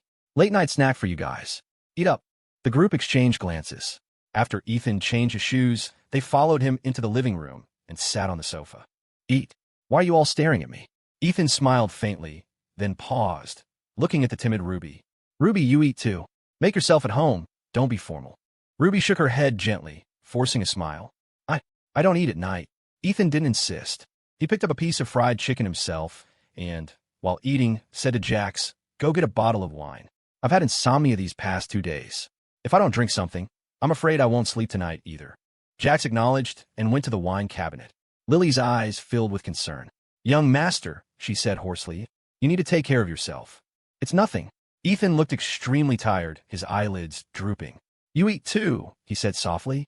Benny grumbled, "Boss, we all know about you hitting Travis Yates. It's all over the internet. Are we going to raid the Yates family tonight?" Ethan shook his head. "No need. Let's wait for the Yates family's reaction. In any case, be prepared to fight at any time. The Yates family's power is not to be underestimated. We can't be careless." As he finished speaking, Jax returned with a bottle of red wine. "Oh my God, look what I found. Emperor's Reserve 1990. This bottle's got to be worth at least 100 grand. Ethan rubbed his temples and smiled. "You really know how to pick them. Ruby, you try some too. This wine is hard to find, not just in this country, but even in France now." Ruby still declined. Jax directly handed her a glass, his tone neutral. "Hey, my boss actually just wants to thank you for providing the clue. That's all. You don't think we're going to poison you, do you? My God, if we wanted to kill you, we wouldn't waste such good wine." Ruby waved her hands frantically. No, I didn't mean that." "Jax, don't talk nonsense," Ethan said, then raised his glass to Ruby. "Ruby, truly, thank you." Ruby hesitated. It seemed if she refused again, she would indeed appear ungrateful. So she took a small sip. Thursday night, 9:30. Victor Vance arrived in Port Sterling on schedule. As soon as he landed, Benny picked him up and drove him to Emerald Lake Estates. Entering the villa, Victor Vance chuckled. "Son, why the urgent call? What's going on?" In the living room, Ethan sat on the sofa. Jax was upstairs and hadn't come down. Ruby stood timidly behind Ethan, not daring to look at Victor Vance. Lily went to greet him, finding a pair of slippers for Victor, her voice a little uneasy. "Chairman Vance, please change your shoes." Victor Vance nodded with a smile. Seeing his son's dark expression, he was about to ask when Ethan spoke. "Don't bother. It's not necessary." Victor Vance paused, the smile on his face gradually fading. He walked forward, briefly sizing up Ruby, then asked puzzled, "Son, is this your new housekeeper?" Ethan sneered. "I think she's someone you've been wanting to find for a long time." "Someone I want to find?" Victor was confused and looked at Ruby again. Ruby stood opposite him, with Ethan sitting on the sofa between them. Although Victor's expression wasn't stern, even carrying a hint of a smile, being looked at like this made Ruby feel breathless. Her breathing became shallower, and her palms grew clammy, as if the surrounding air had suddenly chilled, sending a shiver down to her heart. "Do you know Jean Marshall?" Ethan asked abruptly. Victor Vance's brow suddenly furrowed. His gaze fell on his son's face, scrutinizing him. Ethan's eyes were bloodshot, his teeth clenched. 10 years ago, June 14th evening. The Willow Creek Inn, the Oak Room. You, Arthur Thorne, and Jean Marshall. What were you three conspiring about? Victor Vance's eyes flickered for a moment, shocked. How do you know all this? You hit it deep enough." Ethan suddenly pulled out a gun, pointing it at Victor Vance, his eyes filled with grim hostility. "Old man, you really don't deserve to live." Victor Vance took a deep breath. "Ethan, let me explain." "Still trying to trick me?" Huh. Explain my ass." Ethan fired decisively, as if afraid he would soften in the next second. Bang, bang, bang.